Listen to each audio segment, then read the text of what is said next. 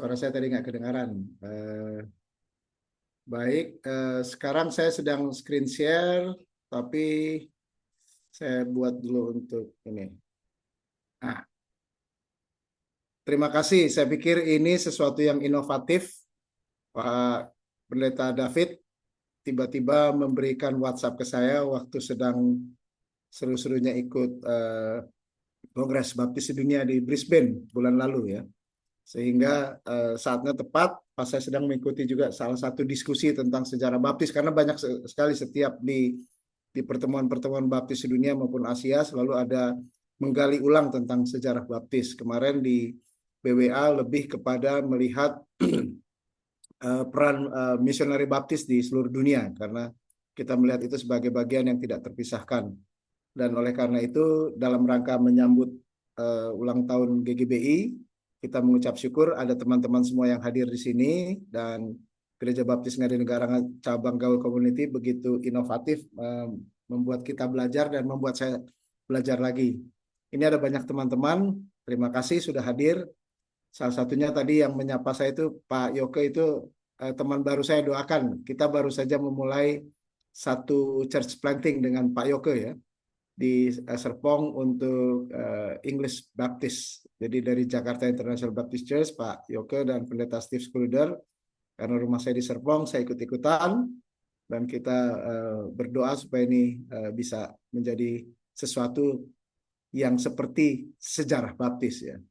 Pak Yoke ini CEO-nya Yaski ya Pak ya. Jadi nanti kalau misalnya ini bisa ngobrol-ngobrol dengan Yaski bagaimana pendeta baptis dan gereja-gereja baptis bisa bekerja sama. Ya, Wah, judul saya betul ya Pak Yoke ya.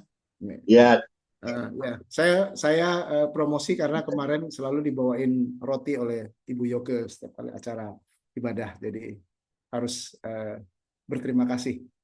Ibu Bapak, terima kasih waktunya ini, dan saya menulis lagi menjadi baptis.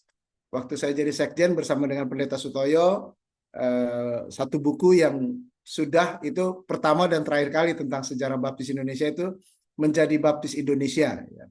Kalau ini menjadi baptis, baptisku, baptismu, inilah baptis kita. Nah, saya ingin memperkenalkan diri secara sedikit saja, bahwa saya bukan ahli, saya orang biasa, tetapi saya boleh dikatakan sebagai penikmat sejarah. Puji Tuhan, pertama kali saya belajar sejarah waktu saya masuk di STBI, itu tahun 1988, ketika pertama kali, selama itu saya sebagai orang baptis nggak pernah dengar khotbah-khotbah di mimbar yang bicara tentang tokoh baptis, tapi waktu itu Pendeta Koichi Kimura, misionaris Jepang, malah memperkenalkan William Carey. Dia bahas secara panjang lebar, diskusi, dan kemudian mulai saat itu saya tertarik. Wah, ternyata orang baptis itu luar biasa ya. Kita banyak yang tidak sadar bahwa William Carey paling tidak diakui dunia sebagai utusan Injil modern pertama. Jadi kita menjadi pionir. Jadi itu yang pertama kali. Nah, waktu saya sekolah di Southwestern Baptist Theological Seminary, yang katanya pusatnya sekolah-sekolah baptis sedunia, itu saya mengucap syukur belajar langsung dengan 3 orang. Kalau Anda cari dokumen-dokumen tentang baptis, ini ada 3 orang yang saya langsung berhubungan, yaitu Dr. William Estep. Dr. William Estep ini sejarawan baptis yang sangat pro Anabaptis. Jadi buat dia baptis itu memang lahirnya dari Anabaptis. Jadi diskusi panjang lebar tentang reform, tentang Protestanisme dan baptis. Jadi Dr. Estep adalah dan dia luar biasa bisa meyakinkan para muridnya, tetapi dia bukan hanya berhenti di kelas. Seringkali dia datang, dan kemudian memang waktu itu saya bekerja di perpustakaan, jadi setiap kali mencari buku, walaupun sudah profesor, sudah emeritus, bahkan tetap cari buku tentang baptis. Jadi sejarah baptis. Jadi Dr. William Estep memberikan inspirasi waktu itu, dan saya belajar pertama tentang sejarah baptis. Lalu Dr. James Leo Garrett, ini juga teolog sejarah baptis yang luar biasa. Ini malah bahkan menjadi bapak rohani saya, karena setiap kali liburan saya tinggal di rumahnya dibayar gitu ya. Dan ibunya itu bos saya di perpustakaan. Dan banyak sekali dia bilang, Victor, ini buku sejarah, ini artikel di majalah dan berbagai macam artikel di jurnal. Jadi membuat saya begitu tertarik dan terhipnotis dengan kehadiran Dr. James Leo Garrett yang kemudian juga di BWA juga terlibat banyak dalam penulisan sejarah. Nah, yang seumuran dengan saya namanya Dr. Stephen Harmon. Kalau ini dengan basis yang agak berbeda, namanya historical theology. Historical theology itu bukan hanya sejarah gereja per se, tetapi ini melihat evolusi pemikiran. Jadi teologi tidak jatuh turun dari langit. Ternyata teologi baptis itu tidak sesuatu yang diketemukan pertama kali oleh orang baptis, tetapi merupakan evolusi dan kemudian dia tunjukkan banyak sekali data yang membuat saya terperangah. Ternyata kita orang baptis adalah bagian dari sejarah panjang gereja dan itu yang akan saya bagikan ya. Nah, kemudian saya pulang ke Indonesia waktu itu setelah tidak jadi sekjen, saya kuliah S2 lagi di ilmu religi budaya di Universitas Sanata Dharma. Ini para ahli-ahli sejarah di situ. Saya belajar dengan Dr. Sumartana, Baskoro Wardaya, Dr. Budi Subanar itu tentang sejarah gereja dan misi di Indonesia. Dr. Budi Subanar bahkan menulis tentang gereja lokal di Indonesia. Dan kemudian Dr. Baskoro juga menulis tentang gereja-gereja di pedesaan. Kalau Dr. Sumartana, saya malah kagum. Dia orang pertama, padahal orang GKJ, menulis tentang pelayanan baptis Inggris di Indonesia. Dan dia begitu apresiasi terhadap pelayanan misionari baptis di Indonesia, Baptist Missionary Society. Sehingga di disertasinya pun dia memuji orang baptis. Jadi ini buat saya kekaguman tersendiri ya, karena buat dia orang baptis itu luar biasa. Nah, kemudian setelah itu saya dapat kesempatan lagi belajar S2 lagi, jadi saya nggak pernah S3, S2 melulu gitu ya, di University of Birmingham, khusus judul studi saya Politics and Religion, tetapi di situ oleh pembimbing saya malah diminta menulis satu paper membuat saya belajar tentang Christianity in America, di mana tidak bisa lepas dari sejarah baptis. Bagaimana perpecahan utara dan selatan, bagaimana kemudian menjadi sekarang evangelicalism dan ekumenisme, dan kemudian berbagai cerita yang lain. Itu saya lagi-lagi memperdalam. Dan kemudian saya disuruh khusus untuk riset tentang namanya lost cause theory. Dan di situ saya belajar lebih dalam lagi. Tetapi kemudian saya sangat diberkati karena Aliansi Baptis Sedunia, Baptist World Alliance, suatu saat di tahun 2006 sampai 2009 itu, sampai 2010 tepatnya, ada program yang namanya New Emerging Leaders.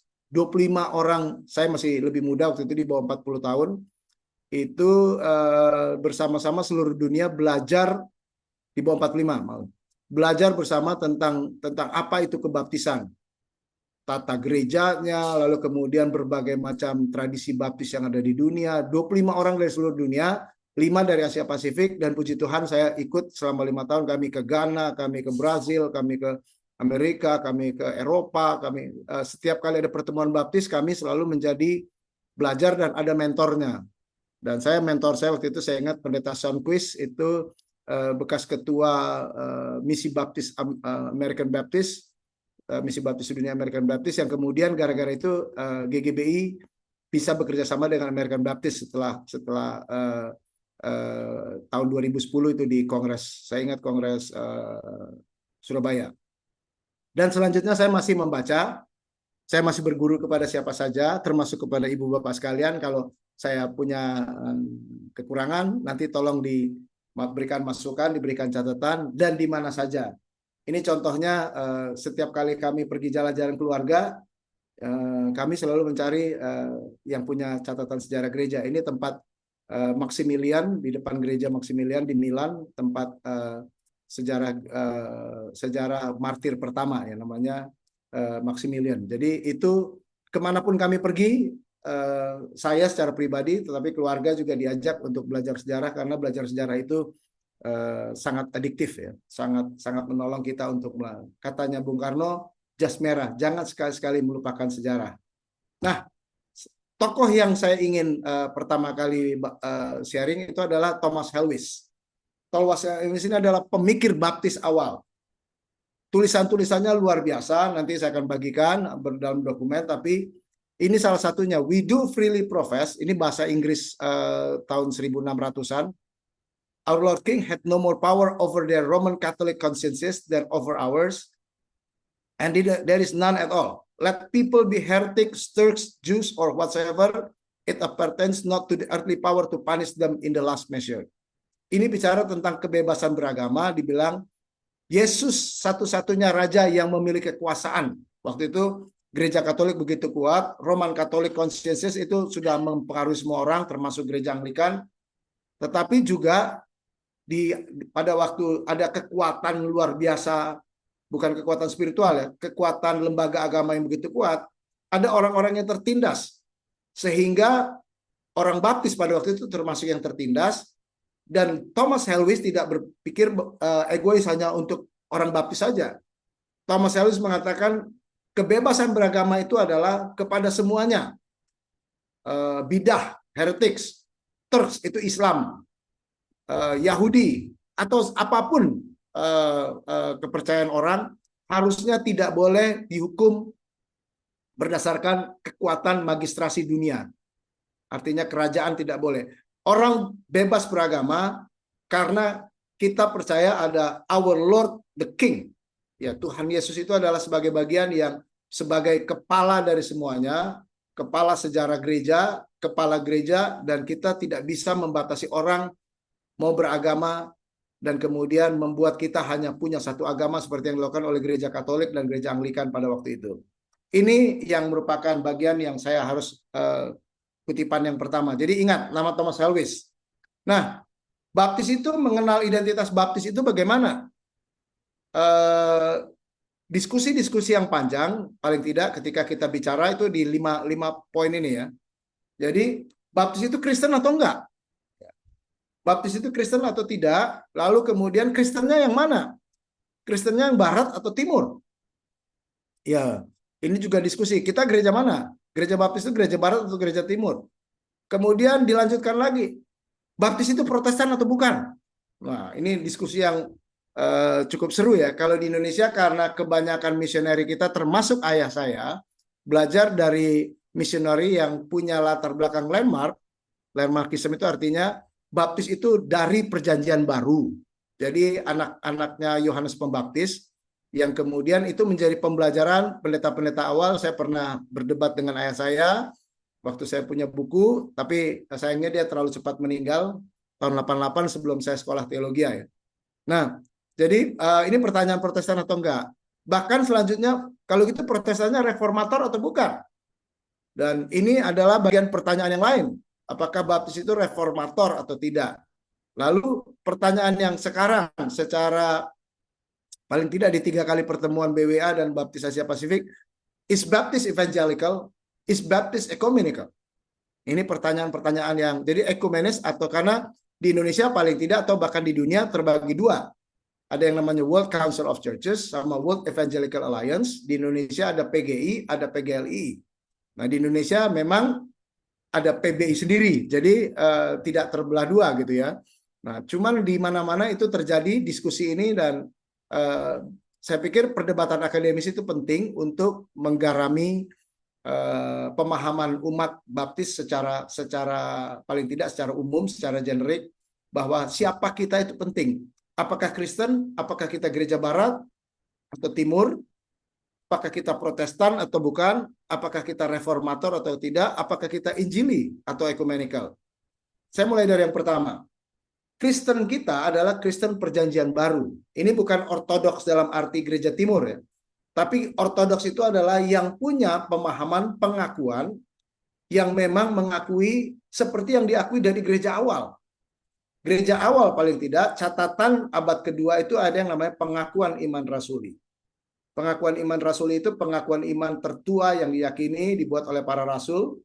Dan orang baptis pada waktu pertama kali berkumpul dalam kongres pertama Aliansi Baptis Dunia tahun 1905 di Inggris, di Exeter, Inggris, Presiden BW waktu itu mengajak semua peserta berdiri dan mengucapkan pengakuan iman rasuli.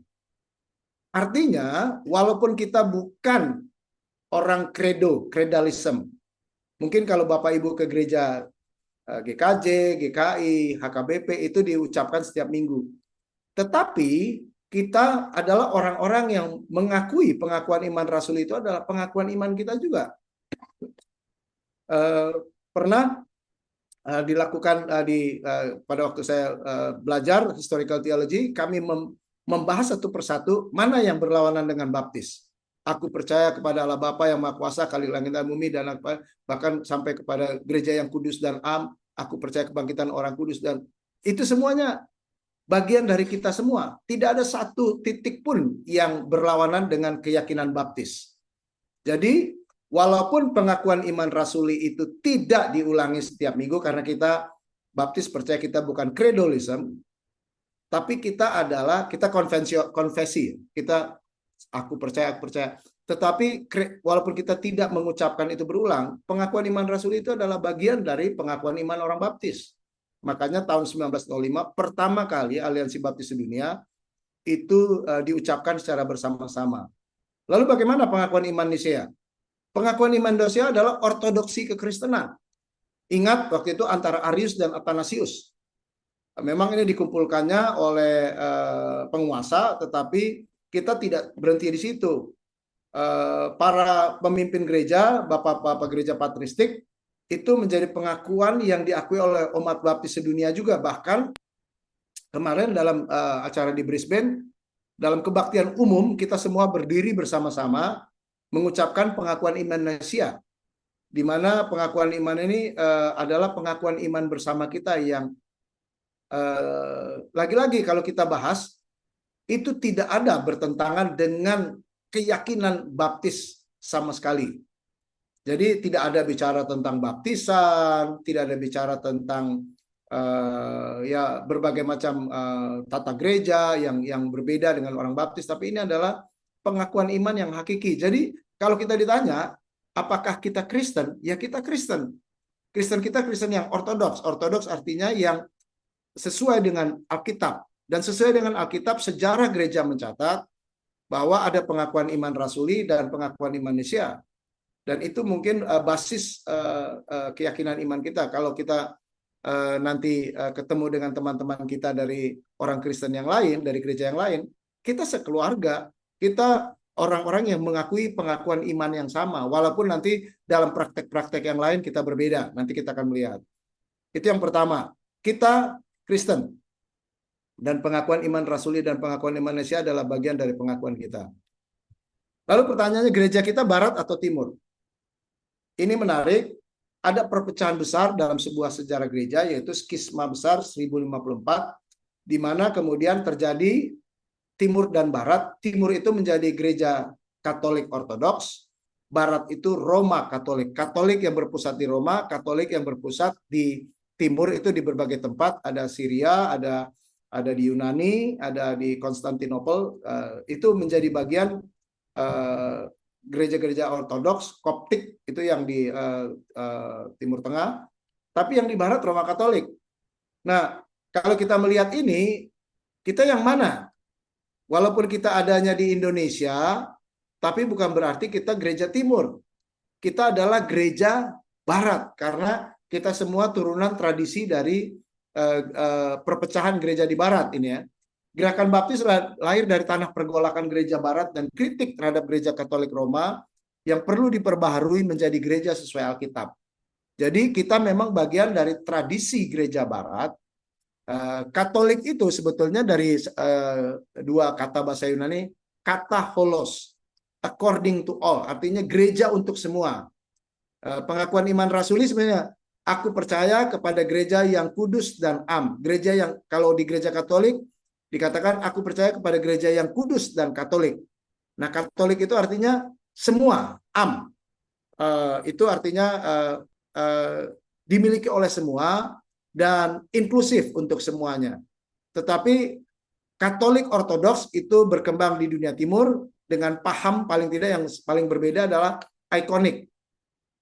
Kita tidak mempunyai gereja barat, tidak mempunyai ikonik sama sekali.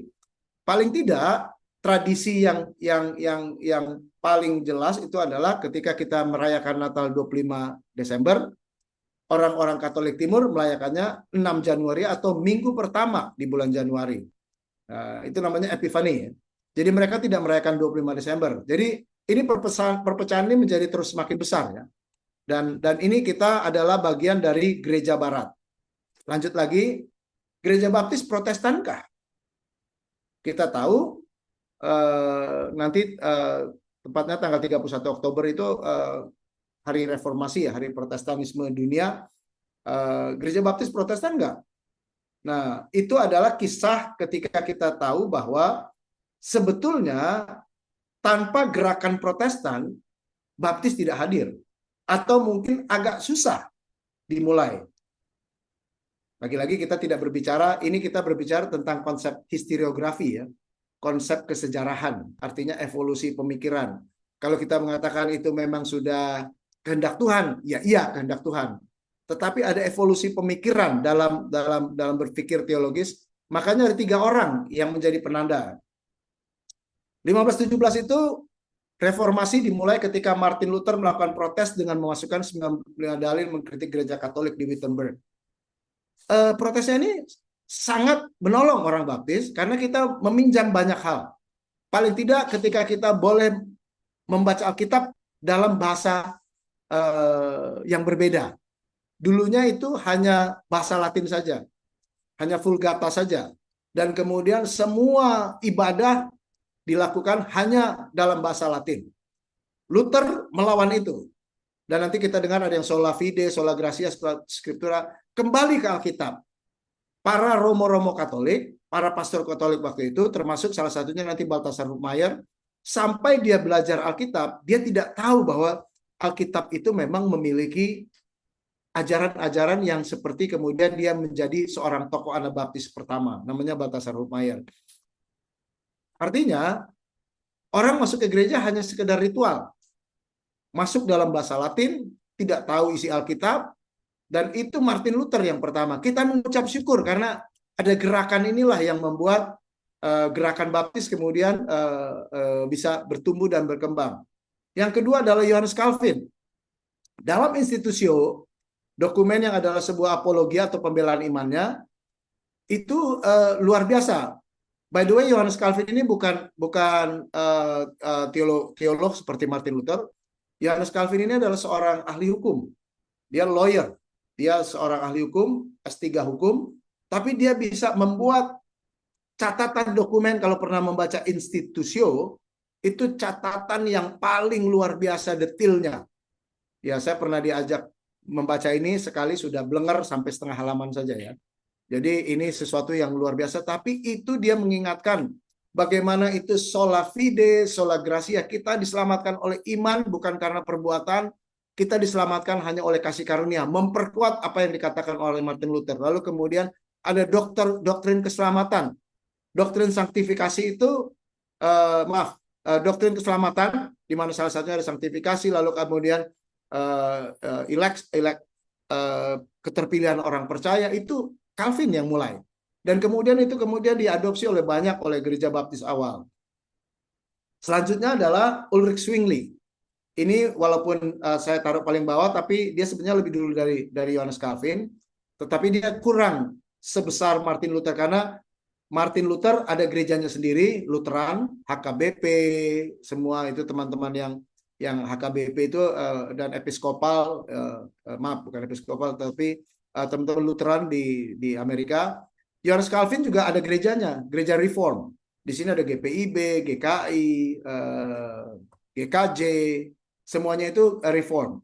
Bahkan Pak Stephen Tong itu juga sangat Calvin ya.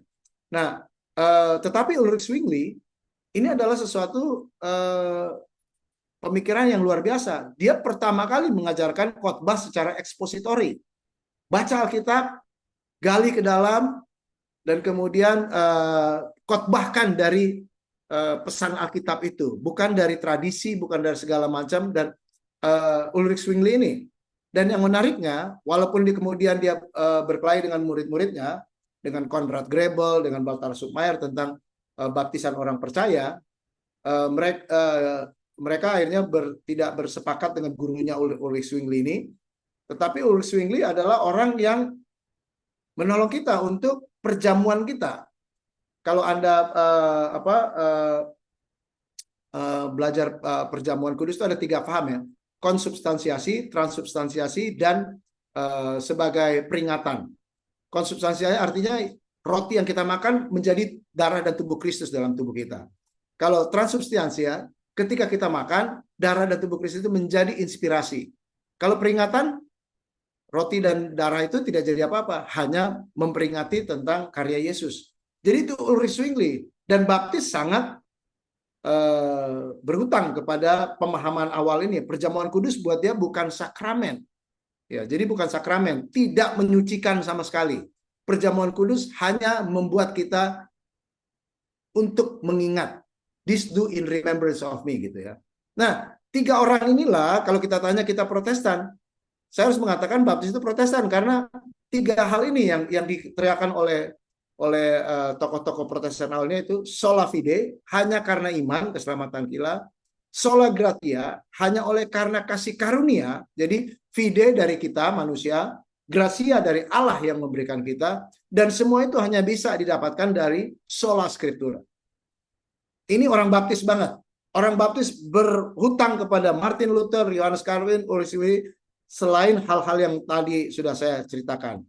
Nah, peluang gerakan baptis sejalan dengan Protestan ini untuk 3 sola ini. Jadi kenapa latar belakang evolusi ini saya diberikan pemahaman ini dari pelajaran historical theology, teologi sejarah.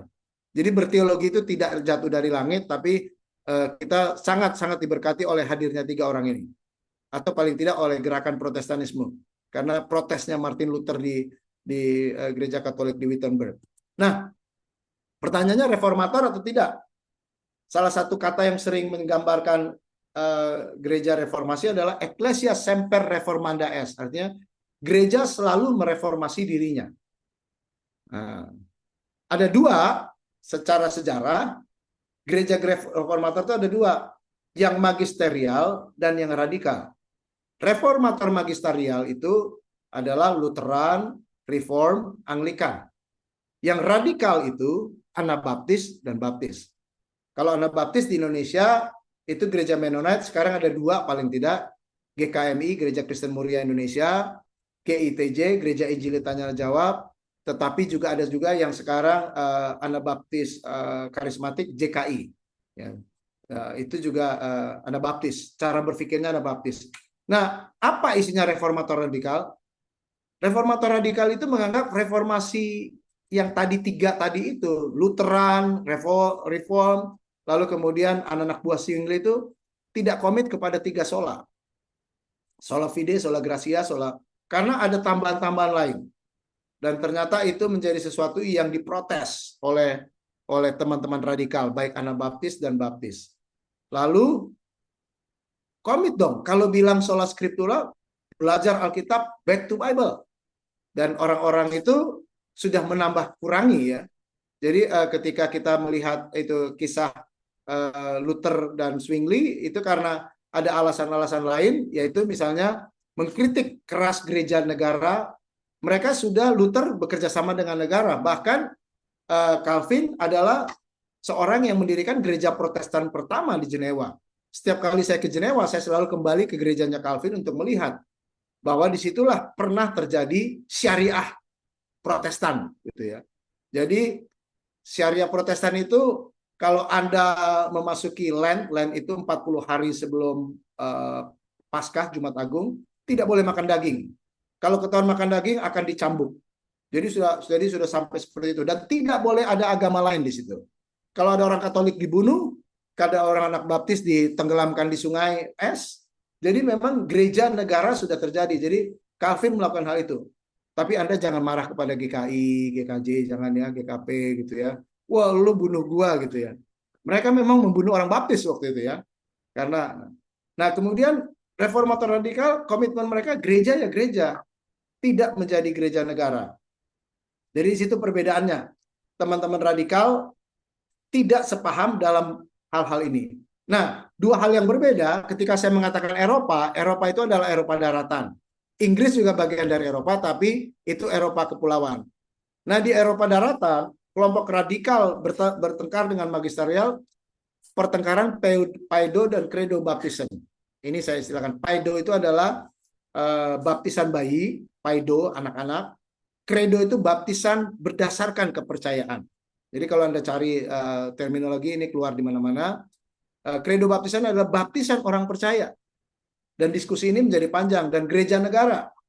Kita adalah gereja yang tidak mau terlibat menjadi negara. Bahkan teman-teman radikal Anabaptis sampai di titik tertentu pun mereka tidak mau menjadi tentara, tidak mau menjadi ASN, pegawai negeri, karena buat mereka pemerintah itu adalah setan. Nah, itu teman-teman Mennonite awal ya, teman-teman Muria. Jadi tidak boleh jadi, karena mereka mengambil paham pasifis. Pasifis artinya mereka pembawa damai, tidak mungkin akan berperang. Itu perdebatan di Eropa.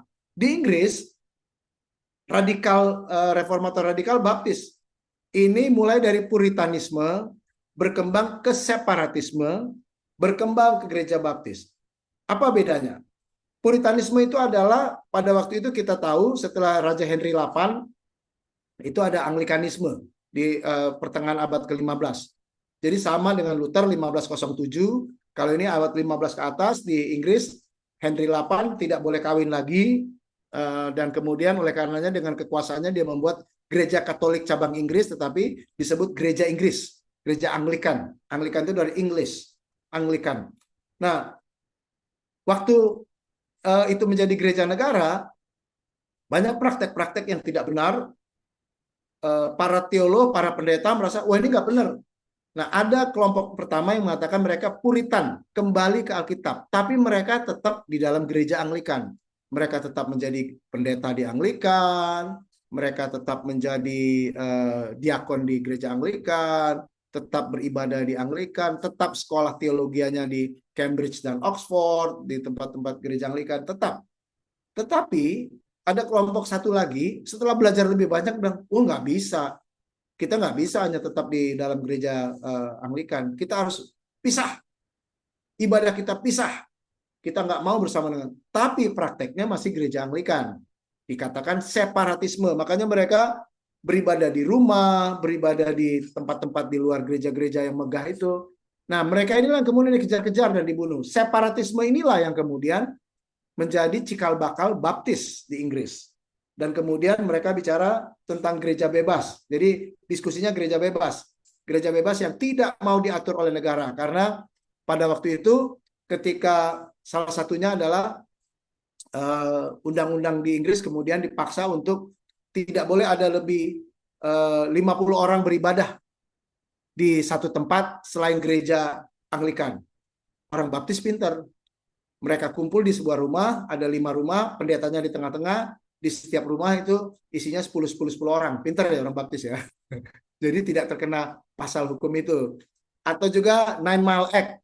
Tidak boleh sepanjang 9 meter ada gereja lain. Padahal itu biasanya sudah ditaruh gereja-gereja Anglikan. Jadi nggak boleh bikin gereja lain.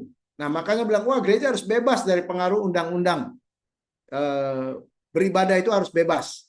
Nah ketika kita bicara baptis reformator atau tidak, ya iya kita baptis reformator, kita disebut dengan baptis yang radikal. Next. Selanjutnya, kalau kita bicara Injili atau ekumenis, saya lihat dari kotak, bukan kotak, lingkaran yang sebelah kanan dulu. Inggris baptis itu lahir 1609. Di Amerika lahirnya 1638. BWA itu dunia 1905. Itu artinya mendahului semua kelompok-kelompok dengan nama-nama ini. Ekumenisme dan evangelicalism itu baru lahir di akhir abad ke-19 atau di awal abad ke-20. Jadi kalau kita lihat, ini memang ada diskusi Timothy George, David Dockery, ada kalau papernya mau nanti saya bagi ya. Timothy George, David Dockery, lalu kemudian James Leo Garrett. James Leo Garrett adalah orang yang percaya bahwa kita baptis itu evangelicalism in ecumenism. Kalau Timothy George, no, kita evangelical. Every Baptist is evangelical. Lalu kemudian Timothy de Corey tengah-tengahnya. Ada juga Hinson. Jadi itu diskusi ini diskusi akademis. Dan kalau melihat dari sejarah gereja, memang tidak bisa kita mengatakan Baptis itu Injili. Loh, Baptis itu duluan daripada kelompok Injili. Kita juga nggak bisa mengatakan Baptis itu ekumenis. Baptis lebih duluan daripada kelompok-kelompok ekumenikal. Bahkan terminologi Injili itu dimulai pada waktu orang back to the Bible. Beda dengan Injili yang di Amerika sekarang. Injili di Amerika sekarang itu terpengaruh dengan Scofield Bible tahun 1906 ke sini. Tapi Injili awal itu adalah kembali kepada Alkitab. Dan kemudian makanya kalau kita tahu gereja-gereja reform pun mengaku dirinya Injili. Kalau misalnya ibu bapak ke Timor, gerejanya namanya Gereja Masehi Injili Timor, Gemit. Di Manado, Gemim, Gereja Masehi Injili Minasa. Jadi semuanya Injili, ya, evangelical. Nah, jadi kalau kita lihat, tapi itu bahasa Injili yang lama. Injili yang baru itu di Amerika. Ada kelompok lagi yang evangelical yang kemudian 1846 lalu mulai kumpul-kumpul 40 orang, lalu 1912 diresmikan itu membentuk World Evangelical Alliance. Dan kemudian tokoh-tokohnya seperti Billy Graham, lalu kemudian ya Pat Robertson, masih banyak lagi yang lain. Nah, ekumenis itu baru lahir di tahun 1948 sesudah Perang Dunia Kedua. Ini World Council of Churches yang kemudian Indonesia menjadi Dewan Gereja Indonesia, tapi kemudian diubah menjadi PGI. Kalau yang di Injili di Indonesia menjadi dulunya PII menjadi PGLI. Lalu tanya orang Baptis yang mana? Orang Baptis bisa dua-duanya. Karena di Amerika pun American Baptist, General Conference Baptist masuknya ecumenical, masuk World Council of Churches. Di Southern Baptist walaupun tidak berafiliasi, banyak dari pendetanya masuk ke World Evangelical Alliance. Lalu kemudian kelompok Baptis terbesar di Asia itu adalah gereja Baptis yang ecumenical di Myanmar. Di Myanmar itu kelompok Kristen terbesar adalah Baptis dan mereka menjadi pemimpin PGI-nya Myanmar. Di India, kalau Anda pernah ketemu dalam berbagai acara, ada namanya Nagaland Baptist. Itu 98% di negara bagian itu orang Baptis. Dan mereka adalah orang Dewan Gereja India, PGI. Jadi mereka adalah orang-orang ecumenical. Nah, di Filipina terbagi dua. Ada yang ecumenical, ada yang Injili. Jadi memang ketika kita melihat ini, apakah Baptis Injili? Bisa. Apakah Baptis ekumenikal? Bisa. Jadi begitu ya. Kalau bilang bisa berdasarkan sejarah ya. Dan juga berbagai tempat di dunia ini pilihan itu dibagi ke dalam masing-masing pilihan. Makanya panahnya seperti ini. Oleh karena itu ketika saya berbicara dengan panitia, pertama kita bicara Baptis itu mengakhiri semua ini ya. Apakah Kristen, apakah kita Barat atau Timur, apakah kita Protestan, apakah kita Reform, apakah kita Injili. Baptis itu dinamis. Karena Baptis itu bukan gerakan tertentu, ya Baptis, kita disebut Baptis. Bahkan banyak orang yang tidak memakai nama Baptis, sebetulnya prakteknya Baptis. Misalnya Bible Church di Amerika. Di Indonesia menjadi GKI, Gereja Kristen Alkitab Indonesia. Lalu kemudian baptisan selam itu yang dipraktekkan Gereja Pentakosta itu adalah Baptis. Ingat, Gereja Pentakosta itu lahir karena seorang pendeta Baptis yang namanya Azusa Street tahun 1907. Lalu gereja-gereja Kemah Injil itu kemudian dari CMA, itu perpaduan Presbyterian dengan Baptis. Ya, jadi Christian Missionary Alliance menjadi gereja Kemah Injil, itu juga banyak Baptisnya. Dan masih banyak lagi gereja-gereja Baptis yang lainnya, bahkan Community Church, ada banyak sekali. Jadi pada dasarnya gereja Pentakosta, karismatik, lalu gereja-gereja bebas, gereja-gereja Kristen Alkitab, itu semua basisnya dimulai dari Baptis. Sehingga kita tidak bisa mengatakan Injil atau ekumenis. Nah, kemudian inklusif. Kita sangat inklusif. evolusi pemikiran baptis itu banyak menerima dari berbagai macam pemikiran teologis yang ada. Dan oleh karena itu, maaf ini titiknya salah, menghargai perbedaan. Sejak awal nanti saya akan ceritakan, gereja baptis awal pun sudah terpecah dua, General Baptist sama Particular Baptist. Di Amerika pernah namanya Separate and Regular Baptist. Dan di Indonesia, waduh, luar biasa ya. Ada berapa baptisnya? Ada GGBI, ada KGBI, ada PGPP, ada Gereja Baptis Anugerah, ada GKBJ, baptisnya banyak ya. Hargai perbedaan. Ini orang baptis ya. Dan kemudian kontekstual. Kontekstual itu kita belajar bersama. Waktu saya diminta oleh BWA menjadi New Emerging Leaders keliling dunia bersama-sama belajar baptis. Di Afrika, Anda akan kaget, gereja baptis lebih parah daripada gereja-gereja karismatik ya. Dancing in the church, berdansa. Tapi ketika ke Bangladesh, Anda juga kaget. Ibadahnya itu pakai saf, laki sama perempuan dipisahkan, dan perempuan masuk gereja harus pakai kerudung. Masuk gereja ada air wudhunya, lalu tidak memakai lagu hymn, lagunya kayak lagu dangdut, dut dut dut dut. Itu baptis juga. Nah, itu kontekstual sekali ya. Jadi seperti itulah. Lalu kemudian kooperatif. Kooperatif ini nantinya baptis itu senang bekerja sama. Untuk kerja-kerja nanti yang saya akan jelaskan, itu baptis itu sangat kooperatif. Jadi itu paling tidak rangkuman singkat. Kita bisa belajar banyak. Saya bisa memberikan banyak paper ataupun ini, tapi karena ini untuk teman-teman secara umum, saya ingin bagikan inilah baptis, dinamis, inklusif, menghargai perbedaan, kontekstual, dan kooperatif. Kita mulai dengan cerita baptis awal. Baptis awal itu saya memang sudah mengesampingkan dari Trail of the Blood, atau yang menganggap baptis lahir dari Yohanes Pembaptis di Perjanjian Baru. Saya tidak percaya itu sama sekali, makanya saya tidak taruh di sini.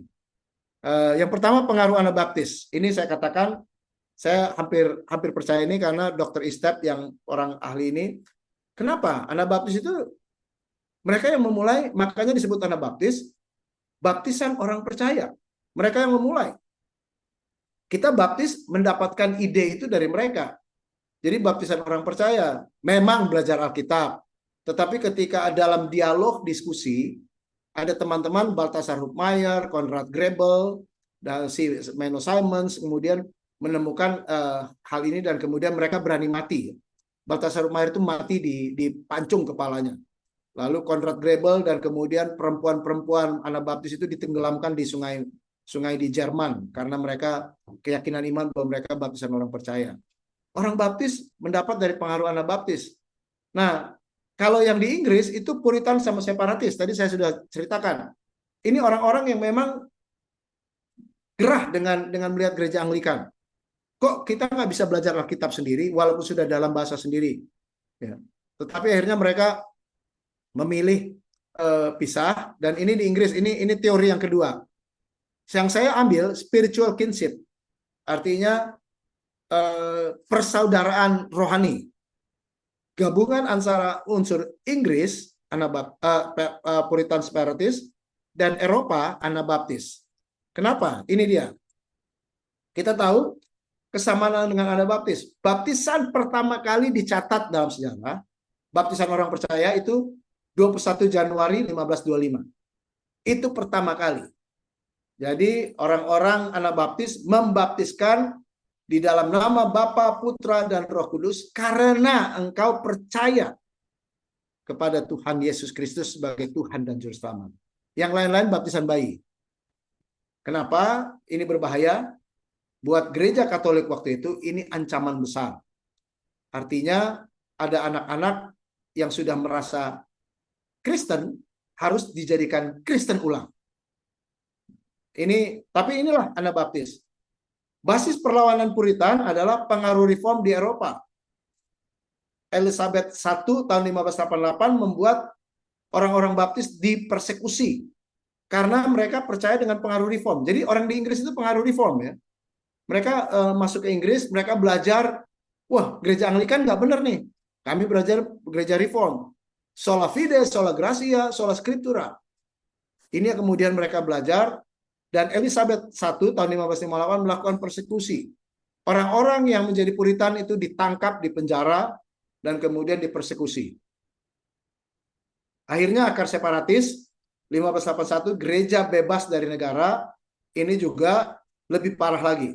Mereka harus menanggung beban yang luar biasa, dipenjara, kalau tidak masuk ke gereja Inggris dipajak, dan berbagai hal yang lain. Nah, karena inilah baptis awal itu ceritanya sampailah kepada yang kemudian ceritanya 1608 itu General Baptist. Jadi gereja baptis pertama adalah gereja general. Saya akan jelaskan nanti. Nah, dua tokoh yang harus kita paling tidak ketahui. Ya, saya banyak berbicara, saya sering ngomong di mana-mana, saya sering menginformasikan inilah tokoh baptis.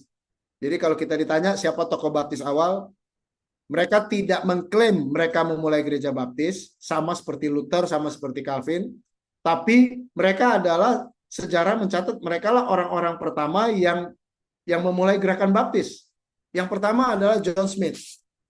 1607 sampai 1608 meninggalkan Inggris ke Amsterdam karena tadi persekusi yang luar biasa di zaman Ratu Elizabeth I, nggak bisa lagi beribadah, ditangkap-tangkepin. Dia membawa sekitar 40 jemaatnya yang Puritan tapi sudah separatis, sudah keluar dari gereja Inggris.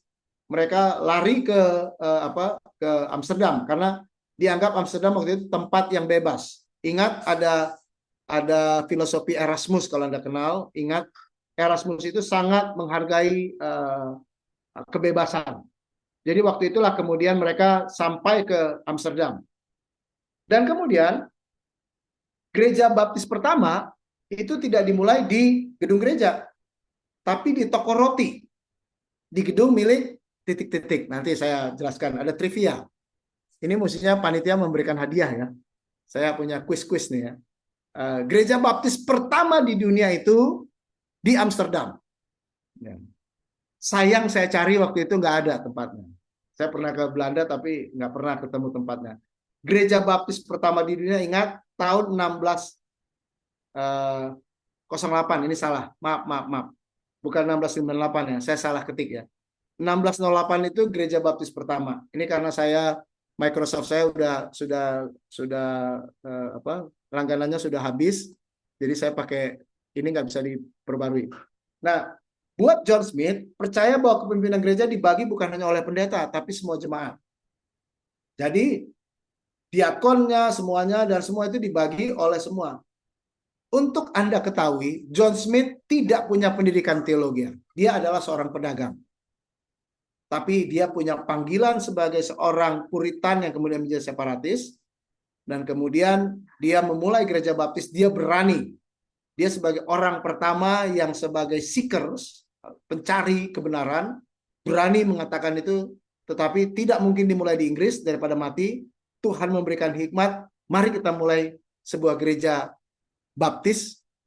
Dia tidak namakan gereja baptis awalnya. Dia sebuah gereja yang percaya, baptisan orang percaya, kemudian kongregasionalisme, tidak dipimpin oleh pastor yang ditabiskan, bisa semua mengambil bagian, keimaman orang percaya, dan kemudian tahun 1609, percaya baptisan orang percaya, dan kemudian dia membaptiskan diri sendiri dan seluruh jemaat. Ya, ini kisah yang menarik ya. Ada orang yang membaptiskan diri sendiri dan kemudian seluruh jemaat. Ini kisah awal gereja baptis. Sahabatnya di sebelah kanan, Thomas Helwys. Mereka berpisah karena doktrin setelah Smith mengajak 42 jemaat menjadi Mennonite. Jadi John Smith tidak tahan lama menjadi pendeta di gereja di Amsterdam. Dia merasa bahwa saya harus gabung. Dia merasa hatinya nggak nyaman bahwa dia membaptiskan diri sendiri. Dan dia minta pendeta Mennonite untuk membaptiskan dia. Dan 42 jemaatnya itu untuk menjadi Mennonite. Jadi ini sejarah baptis ya. Tidak tahan menjadi pendeta baptis walaupun dia memulai gereja baptis awal. Hanya 3 tahun dia menjadi pendeta baptis, memulai gereja baptis, tapi dia tidak tahan. Dan akhirnya dia menjadi gereja Mennonite. 1612, Thomas Helwys merasa ini nggak pas.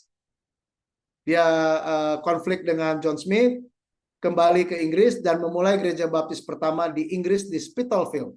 Spitalfield itu dulu kota London itu dibatasi tembok-tembok kerajaan. Ini di luar tembok kerajaan. Dia memulai di situ. Berapa jumlah jemaatnya? Ada yang tahu? Tulis saja di ini. Kira-kira berapa jumlah jemaatnya? Jumlah jemaat pertama gereja baptis pertama di Inggris. Saya nggak kelihatan ya. Ada yang nulis?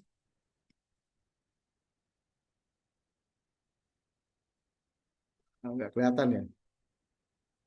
Felix Jordan. Oke.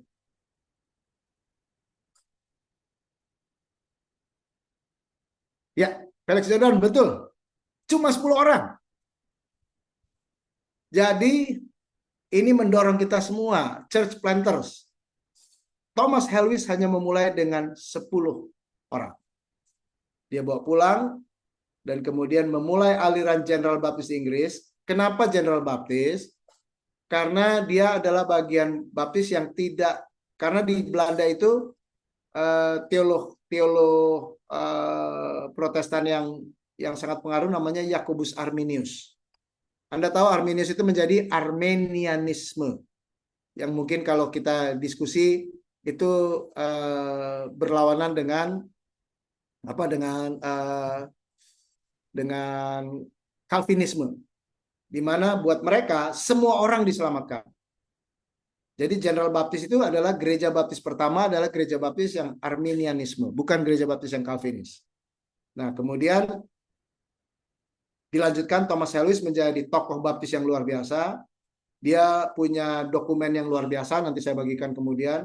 Dia mengatakan kebebasan beragama harus. Dan oleh karena itu dia dipenjara. Dan dia meninggal di penjara. Pelayanannya dilanjutkan oleh istrinya, namanya Joan Helwys. Seorang perempuan melanjutkan pelayanan yang suaminya bukan hanya di penjara tetapi dibunuh. Dan kemudian dia menjadi martir baptis dan dipenjarakan, keyakinannya meninggal 1616. Jadi kita tahu hanya 4 tahun, bahkan hanya 2 tahun dia menggembalakan. Dia dipenjara 2 tahun, lalu gerejanya dilanjutkan oleh istrinya bernama Joan Helwys. Joanna Helwys. Nah ini kisah. Jadi gereja baptis pertama dimulai di Amsterdam. Kemudian ironisnya pemimpin pertamanya kemudian menjadi Mennonite, menjadi Muria. Dilanjutkan oleh Thomas Helwys kembali ke Inggris karena keberaniannya melawan raja, menulis traktat kebebasan beragama. Dia harus dipenjara dan kemudian meninggal di penjara, dan dilanjutkan oleh istrinya namanya Joan Helwys. Jadi pendeta baptis ketiga dalam sejarah seorang perempuan gitu ya, karena keterpaksaan. Nah, ini adalah kisah yang mungkin kita semua harus sama-sama pahami. Nah, trivianya, apa hubungan gereja baptis awal dan Indonesia? Ada yang bisa tulis? Kira-kira apa hubungan gereja baptis awal dan Indonesia? Silakan Anda tulis di chat. Saya tunggu ini. Ada nggak?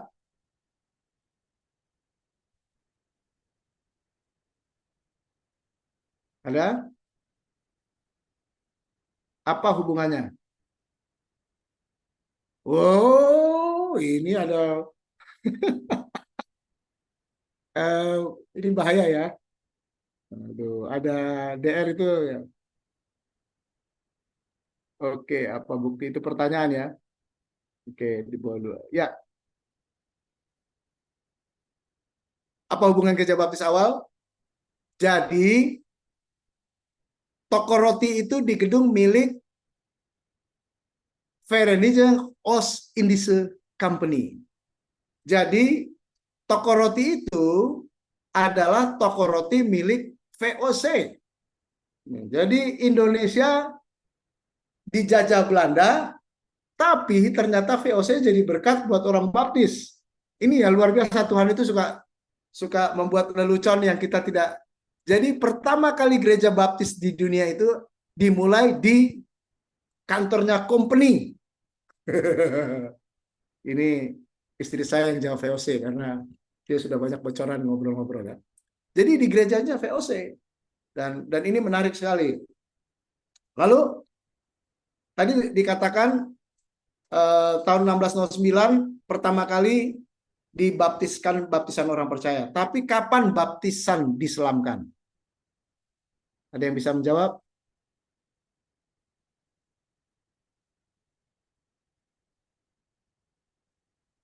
Kapan baptisan diselamkan?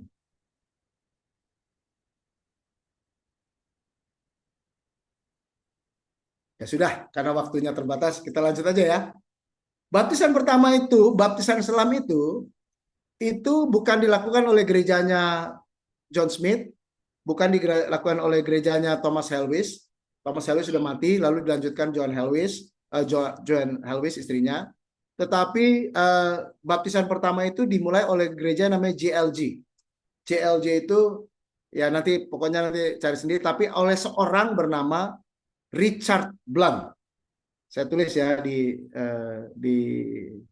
chat box ya. Richard Blunt. Richard Blunt ini adalah seorang pengusaha dan ketika dia didiskusikan dalam gereja JLJ itu, dia kemudian belajar bersama-sama. Lalu ada sebuah gereja Waldensian di Amsterdam, karena dia fasih berbahasa Belanda, dia kembali lagi ke Amsterdam. Dia tanya, kalian mempraktekkan baptisan apa? Baptisan selam. Oh ya, belajar Alkitab. Richard Blunt percaya bahwa baptisan selam adalah baptisan yang Alkitabi, biblical. Akhirnya dia kembali, dia minta dibaptiskan selam di Belanda. Dia kembali ke Inggris, kembali ke JLJ Church, gereja JLJ itu dia kemudian mengatakan kepada jemaat semua, kita selama ini sudah salah. Karena memang baptisan yang dipraktekkan oleh John Smith dan Thomas Helwys adalah pouring. Pouring itu siram atas kepalanya ya. Bukan percik tapi pouring. Ya ada juga sprinkling, pouring, tapi baptisan orang percaya, tapi pouring. Dan Richard Blunt tahun 1640 itu kemudian menemukan sebuah kebenaran kitab suci bahwa baptisan itu harus baptisan selam. Dan oleh karenanya semua gereja di JLJ Church itu kemudian melakukan praktek baptisan selam. Jadi ingat ya, baru 1640. Ini menarik ini. Next lagi ya.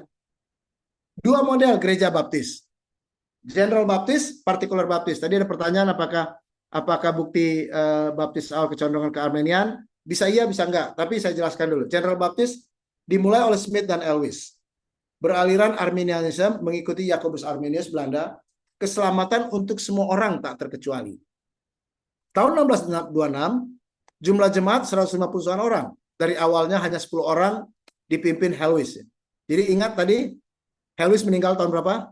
1616.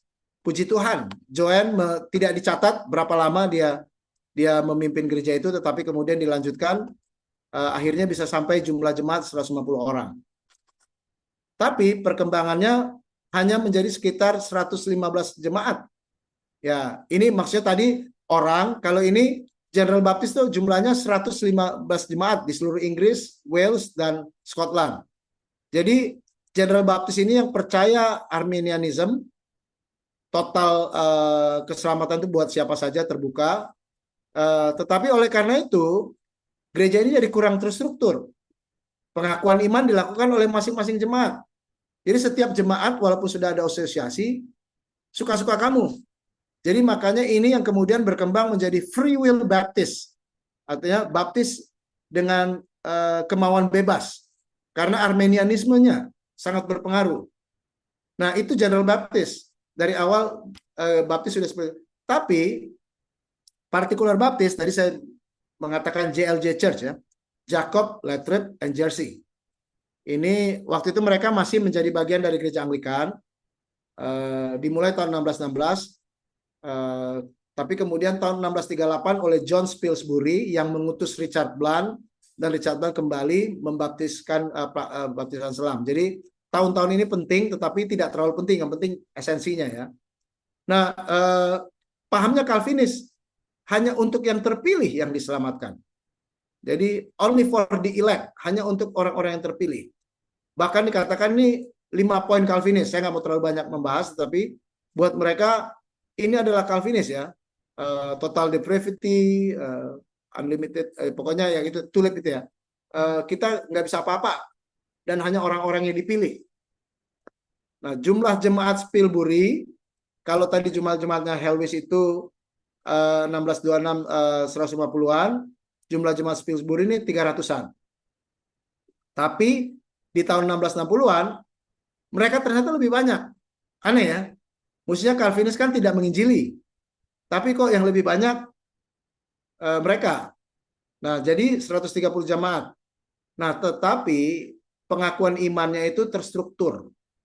Jadi orang-orang partikular baptis ini punya 2 kali pengakuan iman yang mereka tulis, namanya London Confession of Faith tahun 1644 dan kemudian London Second Confession of Baptist Faith. Jadi yang pertama pengakuan iman London pertama 1644, yang kedua 1689. Ini ya, saya lanjut aja lebih cepat. Nah, dokumen awalnya kita melihat, nanti silahkan mahasiswa bisa belajar lebih banyak lagi. John Smith itu menulis The Character of the Beast 1609 waktu di Belanda. Berisi keyakinan awal akan baptisan orang percaya. Jadi ini dasar baptis. Baptisan percaya, walaupun dia masih mencurahkan, bukannya baptisan selam ya. Mencurahkan, bahkan percik, tapi dia percaya baptisan orang percaya. Thomas Helwys lebih detail lagi. A Short Declaration of the Mystery of Iniquity. Jadi tahun 1612 ketika dia ditangkap, keyakinan awal baptis kebebasan beragama, dia lebih terstruktur gereja, pelayanan gereja, dia membahas tentang kongregasionalisme, dia membahas tentang siapa-siapa yang boleh melayani, kemudian the order of the church, ada pendeta, ada diakon, ada elder, ada penatua, itu kemudian dia buat ya. Ini lebih terstruktur. Itu 2 dokumen yang kalau kita, tapi gereja-gereja baptis partikular yang Calvinis memulai dengan 1644 dengan the First London Confession of Faith. Ini menarik. Kalau Anda baca dokumen ini, di kalimat pembukaannya dia mengatakan, kami adalah orang-orang yang bukan Anabaptis. Jadi statement pertamanya, kami adalah orang-orang percaya yang bukan Anabaptis. Ingat ya, 1644 ini kan mereka sudah dibaptiskan selam. Tapi bukan hanya perbedaan baptisan selamnya aja. Mereka adalah orang-orang yang tidak mau disamakan dengan Anabaptis. Kenapa? Nama Anabaptis itu buruk di Inggris. Nama Anabaptis itu sangat buruk karena kalau Anda dengar pernah ada cerita tentang pemberontakan di Münster di Jerman. Münster itu orang Anabaptis yang kacau. Itu makanya buku-buku sejarah gereja kita mengatakan baptis itu buruk karena cerita tentang kelompok Anabaptis ini. Mereka mendirikan negara Anabaptis di Münster di Jerman, tapi akhirnya diserang oleh pasukan Katolik, kalah.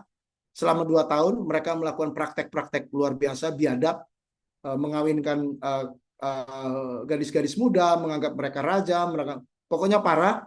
Nah, oleh gereja Anglikan, baptis disamakan dengan Anabaptis. Oleh karena itu, pengakuan iman pertama, kalimat pertama dalam pengakuan iman 16, kami bukan Anabaptis. Jadi itu alasannya. Jadi selalu ada latar belakang ya, kalau kita lihat setiap dokumen. Oke, itu sedikit ya, nanti bisa tanya jawab. Yang the second London Baptist Confession of Faith, keyakinan akan Alkitab itu menjadi yang pertama. Poin pertama adalah Alkitab. Jadi ini adalah bagian yang betul-betul difikirkan, ada sekitar 70 gereja terlibat, dan nggak tanggung-tanggung. Sebetulnya draft awalnya 1677. Berapa tahun itu? 12 tahun. Baru kemudian mereka bisa ketok palu dalam Asosiasi Baptis Inggris, ini keyakinan iman kami. Dan yang pertama itu mengatakan, kami yakin Alkitab itu adalah sufficient, cukup, nggak boleh tambah lagi, dan infallible. Jadi ini kata infallible ini sekarang jadi perdebatan, tapi ini sampai dipakai oleh Southern Baptist sampai dengan tahun 1960-an. Second London Baptist Convention ini dipakai untuk Baptist Faith and Message ya. Southern Baptist memakai ini untuk Baptist Faith and Message. American Baptist juga, banyak gereja-gereja Baptist Confession ini dipakai lebih dari 200 tahun. Tapi yang mengatakan keyakinan Alkitab itu hanya dua itu, sufficient and infallible. Nah, yang menariknya ini kalau dibandingkan, saya pernah diskusi ini dengan dosen historical theology saya. Ini mirip dengan deklarasi gereja kongregasional dan gereja-gereja reform di Inggris. Karena mereka merasa udah sama nih. Kita udah sama-sama di kelompok yang sama. Kita sedang ditindas oleh gereja negara. Di Inggris akhirnya kongregasional sama reform itu menjadi gereja yang sama dengan Baptis. Jadi seperti 70% isinya itu sama dengan pengakuan orang reform dan pengakuan orang kongregasional. Bedanya hanya tata gereja dan baptisan orang percaya. Itu aja. Yang lain-lainnya percaya tentang Tuhan, Tritunggal, kemudian Alkitab, kemudian kebangkitan orang percaya, semua itu sama persis. Jadi secara pengakuan iman sama dengan reform dan kongregasional. Makanya saya katakan kita selalu dalam dialog dengan saudara-saudara Kristen yang lainnya. Nah ini baptis awal itu dokumennya ini. Saya ingin katakan ini luar biasa. Teman-teman di awal itu John Smith dan Thomas Hallett sebagai pendahulu. Tapi kemudian gereja baptis partikular. Dan kemudian Second London Confession itu merupakan dasar-dasar dokumen baptis sedunia pada awalnya. Nah, ini trivia lagi. Yang mana lebih berkembang? General atau partikular? Yang Arminian atau yang Calvinis? Sampai di abad ke-18. Ayo silakan jawab. Partikular. Wah, ini pinter banget nih. Ya. Ya, memang akhirnya yang general rontok satu-satu.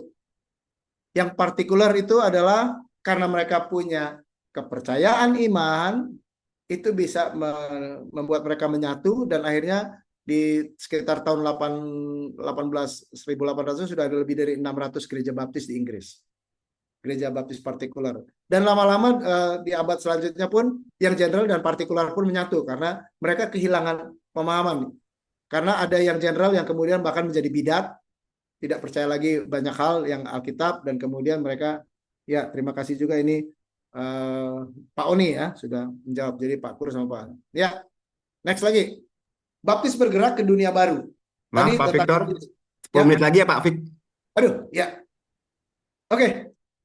Jadi Inggris karena persekusi dan karena misioneri. Ke Amerika Pilgrim dan Dissenter, ke dunia lain India dan dunia. India itu pertama kali William Carey, ke Amerika Pilgrim dan Dissenter, BMS itu British Missionary Society. Jadi ada dua, karena persekusi dan karena memang panggilan. Karena Pilgrim, karena mereka mau mencari daerah baru, Dissenter karena mereka melawan gereja negara. Itu ya. Jadi 1631 mereka ke Amerika, 1792 ke India. Baptis bergerak ini benih Amerika. Ini kalau Anda mau catat, forced worship stinks in the nostrils of God. Ibadah yang dipaksa itu baunya amis di hidung Allah. Dia menjadi orang mendarat di Amerika 5 Februari 1631, lalu kemudian 1635-36 dia diancam dideportasi. Tapi dia menjadi baptis karena dua orang, Catherine Scott, seorang perempuan, dan Ezekiel Holman, dan dibaptis di tahun 1638 akhir atau awal 1639. Ini masih perdebatan. Tapi kemudian dialah yang memulai First Baptist Church in America. Jadi Roger William adalah orang yang memulai gereja baptis pertama, walaupun pada awalnya dia pendeta Anglikan. Dan dia dibaptiskan 1638 atau 1639, langsung dia menjadi gereja baptis Amerika pertama di Providence. Jadi gereja baptis di Amerika adanya di Rhode Island, Providence. Nah, dia pionir hukum untuk koloni khusus. Jadi dia berjuang untuk koloni khusus. Dan dia menulis dokumen fenomenal The Bloody Tenant of the Persecution 1644. pejuang kebebasan beragama dan berkeyakinan yang akhirnya Roger Williams inilah banyak memberikan warna Baptis, sehingga di Amerika undang-undang dasarnya pun dipengaruhi oleh orang-orang Baptis. Saya lanjutkan ya. Bergerak di Amerika, Baptis tidak berkembang 15 tahun pertama. 3 gereja Baptis pertama, Boston, Kettering, Charleston. Jadi hanya 3 itu. Tapi terjadi persekusi lagi di Amerika. Karena gereja-gereja kongregasional dan gereja-gereja Anglikan tidak mau. Dan hanya di 3 daerah itu yang bebas karena punya undang-undang yang tadi didraft oleh Roger Williams.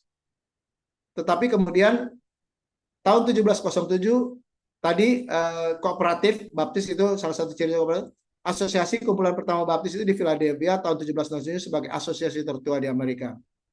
Namun karena orang-orang Baptis ini tidak suka dengan pemerintah Inggris, waktu perang Republik mereka menjadi bagian dari perang kemerdekaan. Mereka melawan kerajaan Inggris penjajah.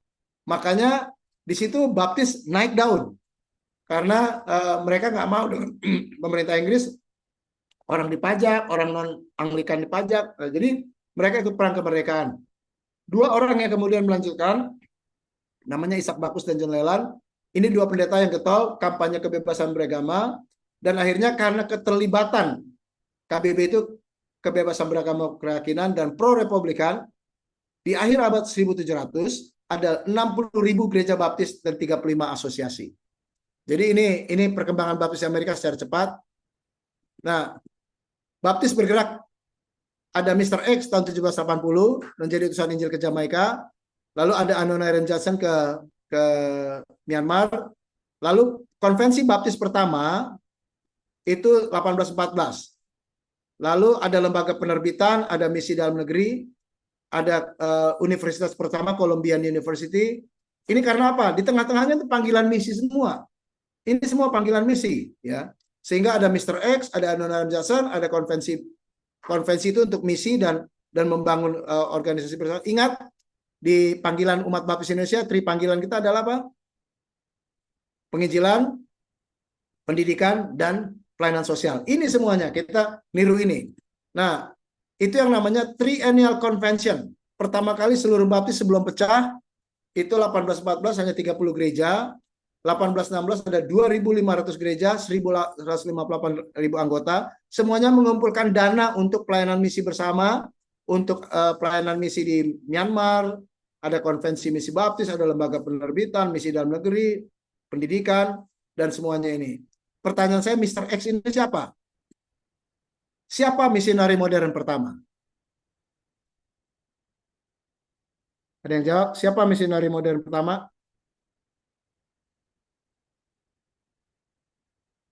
Utusan Injil pertama di dunia siapa? Yang orang Baptis. Kebetulan orang Baptis ya. Ini nggak ada yang jawab saya. Kebanyakan dari kita mengatakan William Carey, betul ya?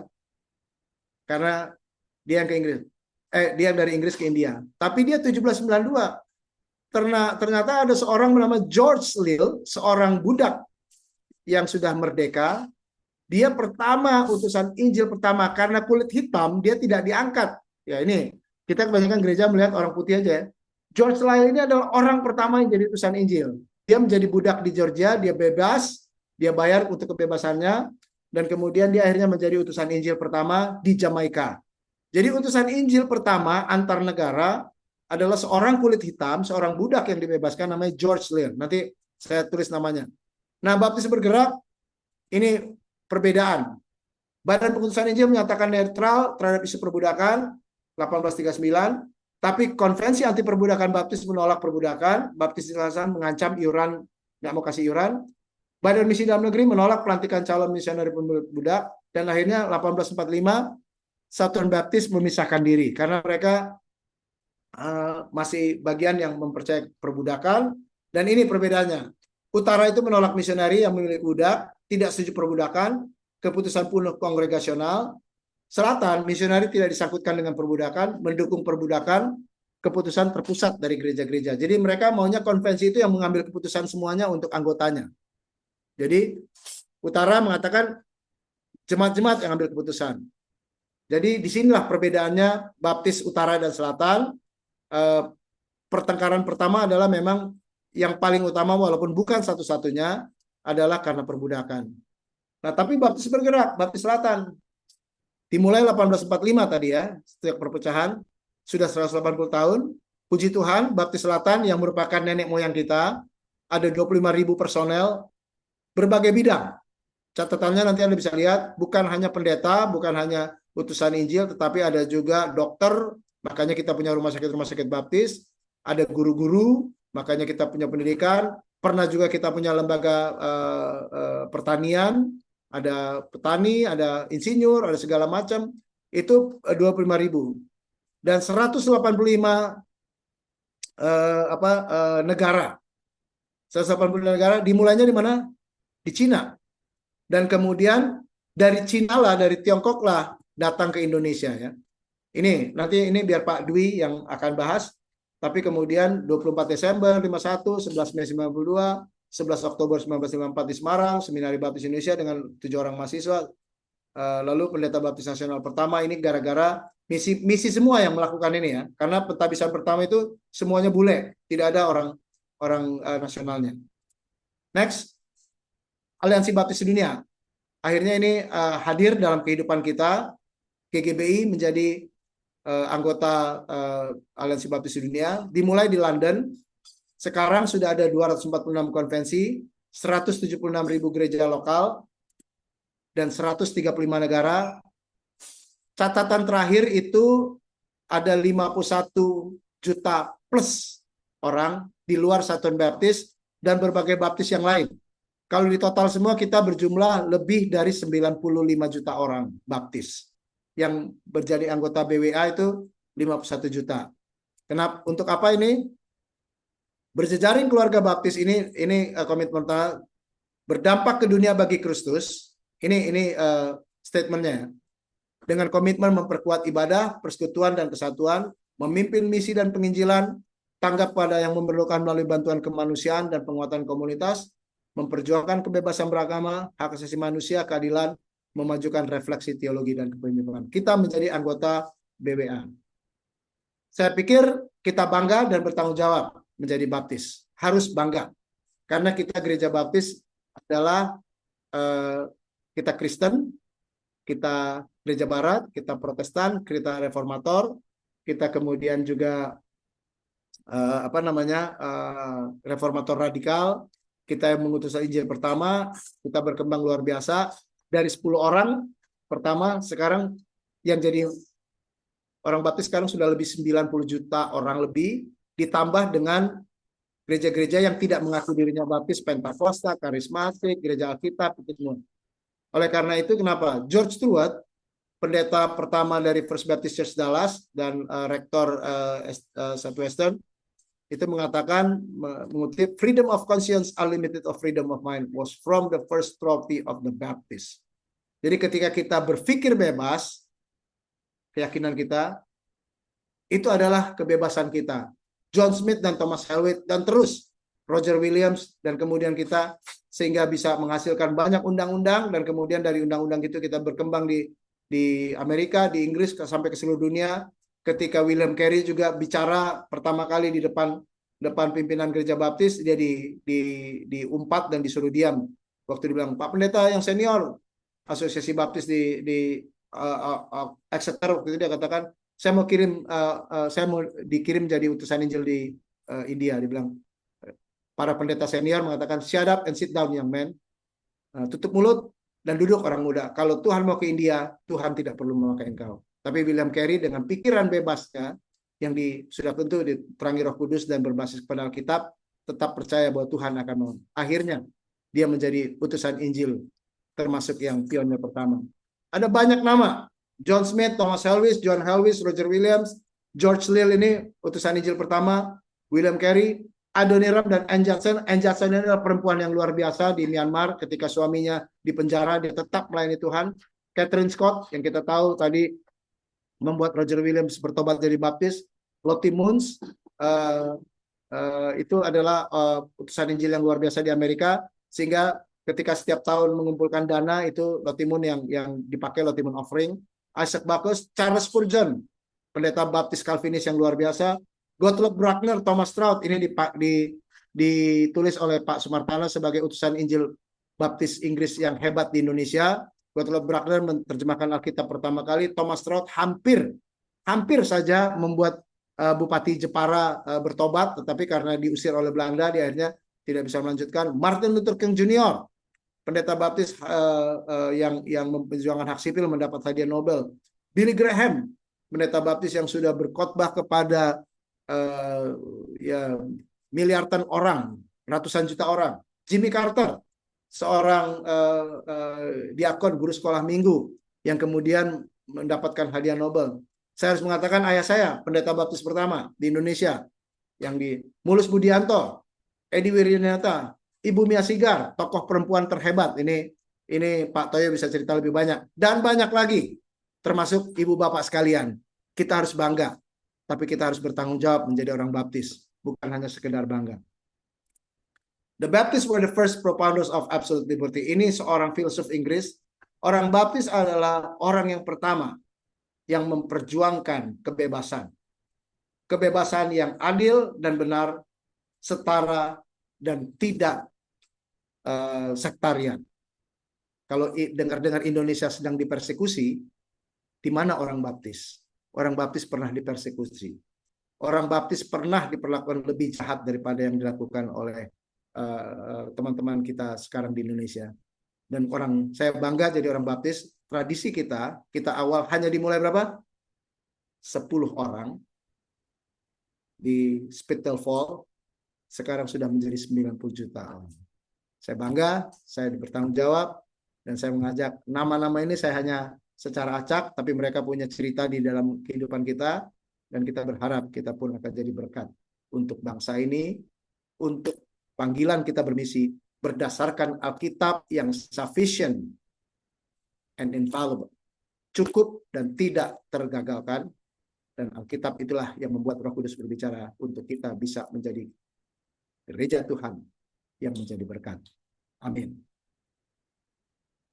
Terima kasih Pak Moderator. Baik, terima kasih Pendeta Victor yang sudah menyampaikan sejarah baptis dunia ya. Saya rasa memang ini materinya terlalu panjang dengan waktu yang sangat singkat, tetapi saya memang mungkin tidak cukup buat kita semua untuk bisa memahami sejarah baptis dunia. Tetapi Pak Pendeta Victor sudah menyampaikan hal-hal yang penting buat kita semuanya, yang menjadi kebanggaan buat kita. Rupanya kita bisa memulai dari 10 orang, dan kemudian sekarang sudah sampai 51 juta lebih orang baptis di seluruh Indonesia. Jadi jangan Itu dia. 90 juta lebih, Pak. 90 juta lebih ya. 90 juta lebih orang baptis sedunia ini. Baik, terima kasih Pendeta Victor untuk pemaparannya. Saya persilakan buat teman-teman untuk bertanya, yang bisa menuliskan di chat room ya, untuk teman-teman bisa bertanya. Yang pertama ini sudah ada masuk dari tadi Pak Oni, kayaknya sudah disampaikan ya pertanyaan Pak Oni ya. Nah, ini ada Kakak Febrian dari STBC. Apa sih peran SBC dalam perkembangan baptis global ini? Wah, ini kelihatannya pendukung Liverpool juga ya. Hah? Ada YNWA nih. Wah. Ya, kemudian nanti dari Kakak Eka dari Benjomanik juga bertanya, Linman dan Munson putusan baptis mana Pak? Pak Fitar. Silakan Pak Victor, dan Oke. silakan teman-teman semuanya untuk menuliskan pertanyaannya lewat chat ya. Ya, baik. Saya ingin menjawab yang tentang STTBJ ya, mau bertanya peran SBC. Southern Baptist Convention adalah salah satu penandatangan awal Baptist World Alliance. Bahkan ketua pertama itu dari Southern Baptist dan berulang kali menjadi bagian dari Southern Baptist. Billy Graham yang juga mengaku dirinya sebagai Southern Baptist sering menjadi pembicara. Dan sampai dengan titik tertentu, karena kita tahu Baptis itu adalah tidak pernah satu, dari awal saja sudah ada General dan Particular Baptist. Tetapi kemudian Southern Baptist saya ikut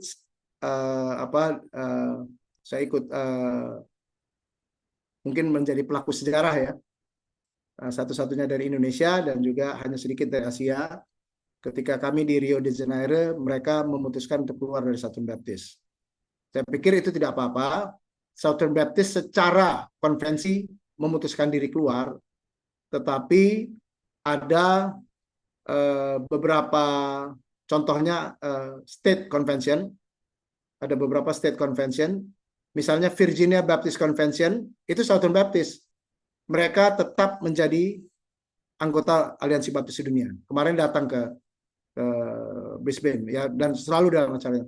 Lalu di Texas juga organisasi Southern Baptist yang tertua yaitu BGCT, Baptist General Convention of Texas, itu masih menjadi anggota Aliansi Baptis Dunia.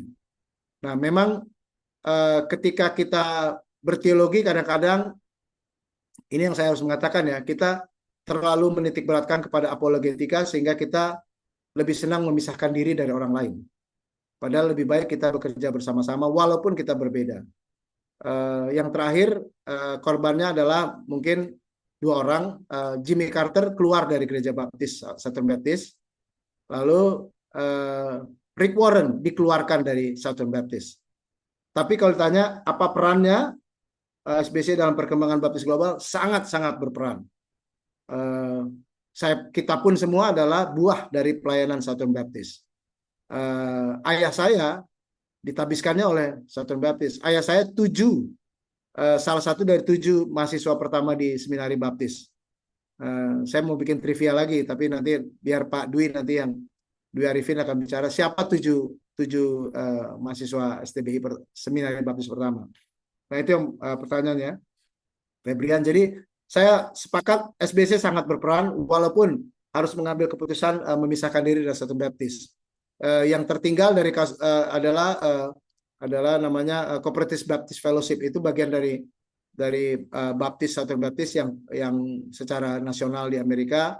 Itu pun nggak tanggung-tanggung 16.000 gereja masuk ke BWA, tetapi Texas Baptist, Virginia Baptist, dan beberapa yang lain itu masih bergabung dengan BWA. Liman dan Munson utusan Baptis mana, Pak? Liman dan Munson bukan utusan Baptis. Liman dan Munson itu utusan dari gereja Congregational Church. Nah ini menarik ya. Saya tidak punya waktu panjang, tapi Adoniram Judson itu juga pada awalnya yang jadi utusan Baptis itu, mereka awalnya dikirim oleh gereja kongregasional. Jadi sama dengan Liman dan Munson. Tapi Adoniram Judson dan Ann Judson dan Luther Rice, mereka ingin ke India dulu sebelum ke Burma, Myanmar. Oleh karena itu mereka belajar Alkitab dulu selama perjalanan, karena mereka akan berdebat dengan William Carey tentang baptisan orang percaya. Tahu-taunya di kapal, Roh Kudus malah membuka mata hati mereka, dan mereka akhirnya percaya bahwa mereka itu adalah harus baptisan orang percaya. Waktu ketemu dengan William Carey, tanpa berdebat pun, mereka akhirnya mengatakan ini, tolong kami dibaptiskan. Akhirnya mereka jadi orang baptis. Jadi 3 orang ini, Luther Rice, Adoniram Judson, dan Ann Judson, sampai ke Myanmar sudah jadi orang baptis. Oleh karena itu, Luther Rice dikirim kembali ke Amerika, ke gereja kongregasional, dan gereja kongregasional mereka mengatakan, maaf, kami bukan lagi utusan Injil kongregasional. Kami utusan Injilnya Baptis. Dan oleh karena itu dimulailah Badan Konvensi Misi Baptis Amerika yang kemudian untuk mendanai, mensupport Adoniram Judson. Jadi Lyman dan Munson bukan orang Baptis. Itu mungkin sejarah yang harus kita perbaiki. Gereja Baptis kita di Sibolga dikatakan Gereja Baptis Lyman dan Munson. Ya udah nggak apa-apa. Tapi kalau dari sejarah itu kurang tepat. Baik, terima kasih Pak Vito untuk penjelasannya. Pak Pak, Dharma itu, Pak David, saya boleh tanya langsung ke ya, Pak Victor. sebentar ya Pak Agung ya. Oke. Pak Dharma menyampaikan ada satu nama yang mungkin tertinggal oleh Pak Victor, yaitu Peter Waldo yang ada di tahun 1140 dan 1205. Banyak sekali ya. E.Y. Mullins, Peter Waldo, banyak sekali. Kalau ya boleh ditambah-tambahin, silakan. Saya senang-senang aja. Peter Waldo itu tapi dia tidak masuk dalam sejarah Baptis Karena kalau kita baptis, gereja baptis awal di Amsterdam 1608, 1609, itu John Smith dan Thomas Helwys. Tahun 1000 abad ke-12 itu Peter Waldo yang kemudian oleh teman-teman Mennonite disebut dengan Waldensian. Jadi ada Waldensian itu yang percaya bahwa baptisan orang percaya. Betul ya. Jadi boleh sekali. Jadi ditambahkan nama-nama itu. Tapi ada John Huss juga di Cekoslovakia yang berjuang untuk kebebasan beragama dan kemudian dia dihukum dan masih banyak lagi ya. John Wycliffe itu menulis Alkitab dalam bahasa non-Latin. Dan itu semuanya tentu, tapi kalau kita bicara sejarah, catatan sejarah gereja baptis awal itu memang yang pertama di Amsterdam, walaupun kemudian kita tidak bisa, Billy Graham pernah ingin mengembalikan konsep gereja baptis pertama di Amsterdam, makanya pernah kalau tahu Amsterdam 88 itu untuk membangkitkan gereja baptis, tapi ternyata baptis sendiri kurang kuat dan tidak bisa di trace itu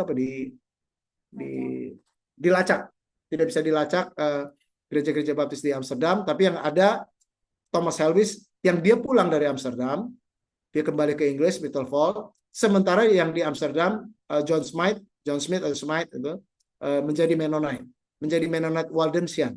Ini dari Peter Waldo. Nah, jadi gereja itu kalau kita melihat sejarah gereja 1608 itu dimulai di Amsterdam, tapi yang beneran itu 1612 di Inggris, di Fall oleh Thomas Helwys. Ya, baik, terima kasih Pendeta Victor untuk penjelasannya. Saya persilakan Bapak Agung untuk menyampaikan pertanyaan. Sambil Pak Agung menyampaikan pertanyaan, jika teman-teman ingin menyampaikan pertanyaan, silakan tulis di chat juga ya. Baik, Baik, silakan terima Pak kasih Agung. Pak. Nggih, matur nuwun Pak David. Terima kasih Pak Victor Embet. Saya Agung, jemaatnya Pak Mendy. Saya bukan saya orang yang sedang mempelajari gereja baptis itu seperti apa. Dari apa yang Pak Victor Embet tadi sampaikan, yang saya tangkap adalah banyak dari ciri khas gereja baptis, misalnya baptisan orang percaya, kemudian otonomi jemaat atau gereja, otoritas Alkitab, itu juga dimiliki oleh denominasi atau aliran-aliran lain. Jadi secara esensial sebenarnya apa yang membedakan gereja baptis dengan gereja-gereja Protestan yang lain? Kemudian eh, sepertinya saya kesulitan sekarang menangkap identitas dari gereja baptis itu apa sebenarnya. Tadi Bapak sempat singgung masalah evolusi. Jadi pertama justru nama baptis sendiri bukan diawali oleh John Smith misalnya dan tadi siapa bukan Wesley, siapa tadi. Jadi penggunaan kata baptis sendiri itu baru kemudian 1612 atau berapa. Artinya ada perkembangan, ada dinamika. Tadi Bapak juga menyebut bahwa itu secara evolusi. Nah, itu justru kemudian menimbulkan pertanyaan saya ketika eh, gereja baptis itu identitasnya berkembang terus secara dinamis. Saya khawatir 25, 50, 100 tahun lagi kata baptis ini hanya menjadi identitas historis saja, Pak. Salah satunya misalnya otonomi gereja. Kita lihat sekarang dalam perkembangannya di Indonesia masih banyak sekali, mulai banyak otonomi gereja misalnya yang sudah mulai berkurang misalnya seperti itu. Kita mulai berpikir arahnya apakah hal ini yang memang diokekan atau diamini oleh orang-orang baptis, pemimpin-pemimpin baptis, oke silakan, atau apakah ada upaya untuk mengembalikan baptis seperti pada mulanya awalnya. Tetapi itu pun agak sulit juga dari penjelasan Pak Victor, saya kurang nangkap. Seperti apa dulu awalnya, karena ini berkembang. Seharusnya saya pikir apakah tidak lebih baik ketika gereja baptis itu mempunyai titik awal? Starting point-nya itu di mana, kemudian itu yang dianggap. Saya berpikir begini Pak, kebetulan saya tertarik mempelajari arkeologi biblika. Salah satu yang membuat saya tertarik bergereja di gereja baptis adalah ketika saya temukan ada kolam baptisan di dalam gereja. Dan ketika saya pelajari, saya melihat beberapa gereja abad 4, 5, 6 di Timur Tengah dan Afrika Utara, semua itu mempunyai kolam baptisan di reruntuhan gerejanya. Jadi saya pikir, oh ini gereja baptis memang akarnya dari sana. Tapi kemudian itu buyar semua ketika mendengar penjelasan Pak Victor tadi. Demikian Pak, terima kasih Pak. Baik, langsung jawab Pak Moderator. Silakan Pak Victor. Ya, kalau ciri khasnya memang kita nggak bisa lepas dari baptisan orang percaya, Pak. Itu memang apa ya, brandingnya orang baptis. Oleh karena itu, kenapa kita tidak menerima baptisan bayi? Ya, di gereja baptis hanya penyerahan anak. Kenapa? Karena itu sebenarnya unsur keyakinan berteologi yang dikatakan oleh di bukunya Halwis dan Smith itu, bahwa anak-anak itu bukan, nanti kemudian oleh teolog namanya E.Y. Mullins itu mengatakan bahwa ada age of conscience, ada usia untuk berkeyakinan. Jadi baptisan orang percaya nggak bisa dilepaskan dari orang baptis. Itu brandingnya orang baptis. Kalaupun sekarang sudah diambil oleh orang Pentakosta, karismatik, GKI, itu minjem dari kita, Pak. Jadi kalau ada gereja-gereja yang baru itu, kita 1609, ingat Pak ya. 1609. Sementara Pentakosta itu baru lahir 1907 di Azusa Street di California. Jauh sekali. Mereka mendapatnya dari kita. Makanya sering orang tanya, Pak, gereja baptis itu apanya Bethel? Wah, ini nggak jelas ini ya. Bethel itu apanya baptis? Ya, memang di Indonesia Bethelnya lebih banyak. Nah, jadi baptisan orang percaya nggak bisa dilepaskan dari keyakinan baptis. Walaupun tadi saya katakan baptisan orang selamnya itu baru 1640 oleh Richard Blunt, itu ya. Yang sebelumnya hampir sama dengan teman-teman Mennonite. Teman-teman Mennonite itu percik ataupun pouring atau menyiram. Jadi itu kalau misalnya tanya, ya itu identitas baptis. Kalau sekarang dipakai oleh gereja Pentakosta, di gereja yang lain-lain itu meminjam dari kita baptisan selam itu ya. Jadi baptisan selam itu sangat baptis. Dan kemudian kalau misalnya tadi pertanyaan selanjutnya antara evolusi pemikiran, ada satu lagi Pak. Dalam evolusi itu terjadi revitalisasi. Sejarah selalu berulang. Saya senang Bapak mengatakan di gereja-gereja kuno ada kolam baptisan. Iya, tapi praktek itu sudah dimatikan. Sejak abad keempat, gereja Katolik tidak lagi memakai itu. Kenapa? Kalau kisah-kisah percik itu adalah, ya ini kita kembali ke belakang ya. Ketika Raja Konstantin itu tentaranya begitu banyak menjadi Kristen.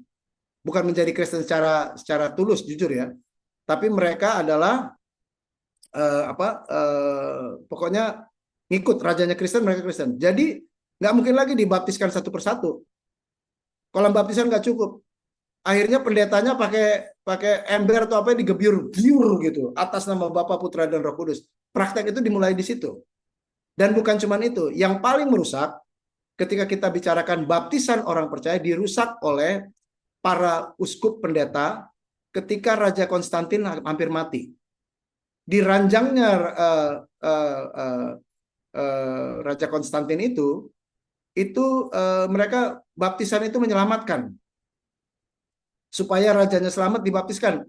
Persoalan percaya atau enggak. Pokoknya dia masuk dalam tradisi Kristen. Jadi dibaptiskanlah dia.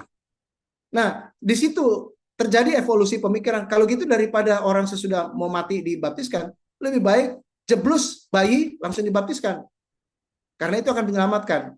Nah, jadi ini yang saya maksud dengan evolusi ya Pak ya. Artinya pemikiran itu tidak stagnan. Ada revitalisasi. Gereja yang terakhir yang saya belum sempat, saya ke Turki pernah tapi nggak sempat ke situ. Namanya gereja, cari di Google, Dura Europos. Di Dura Europos itu ada bak baptisannya. Bahkan di masjid yang di Istanbul itu ada bak baptisannya Pak. Saya foto itu, ya, Hagia Sophia. Hagia Sophia, dulu namanya Hagia Sophia ya. Masjid Hagia Sophia di Istanbul. Saya masuk dan saya foto. Loh, ada kolam baptisannya. Tapi kemudian itu dilupakan.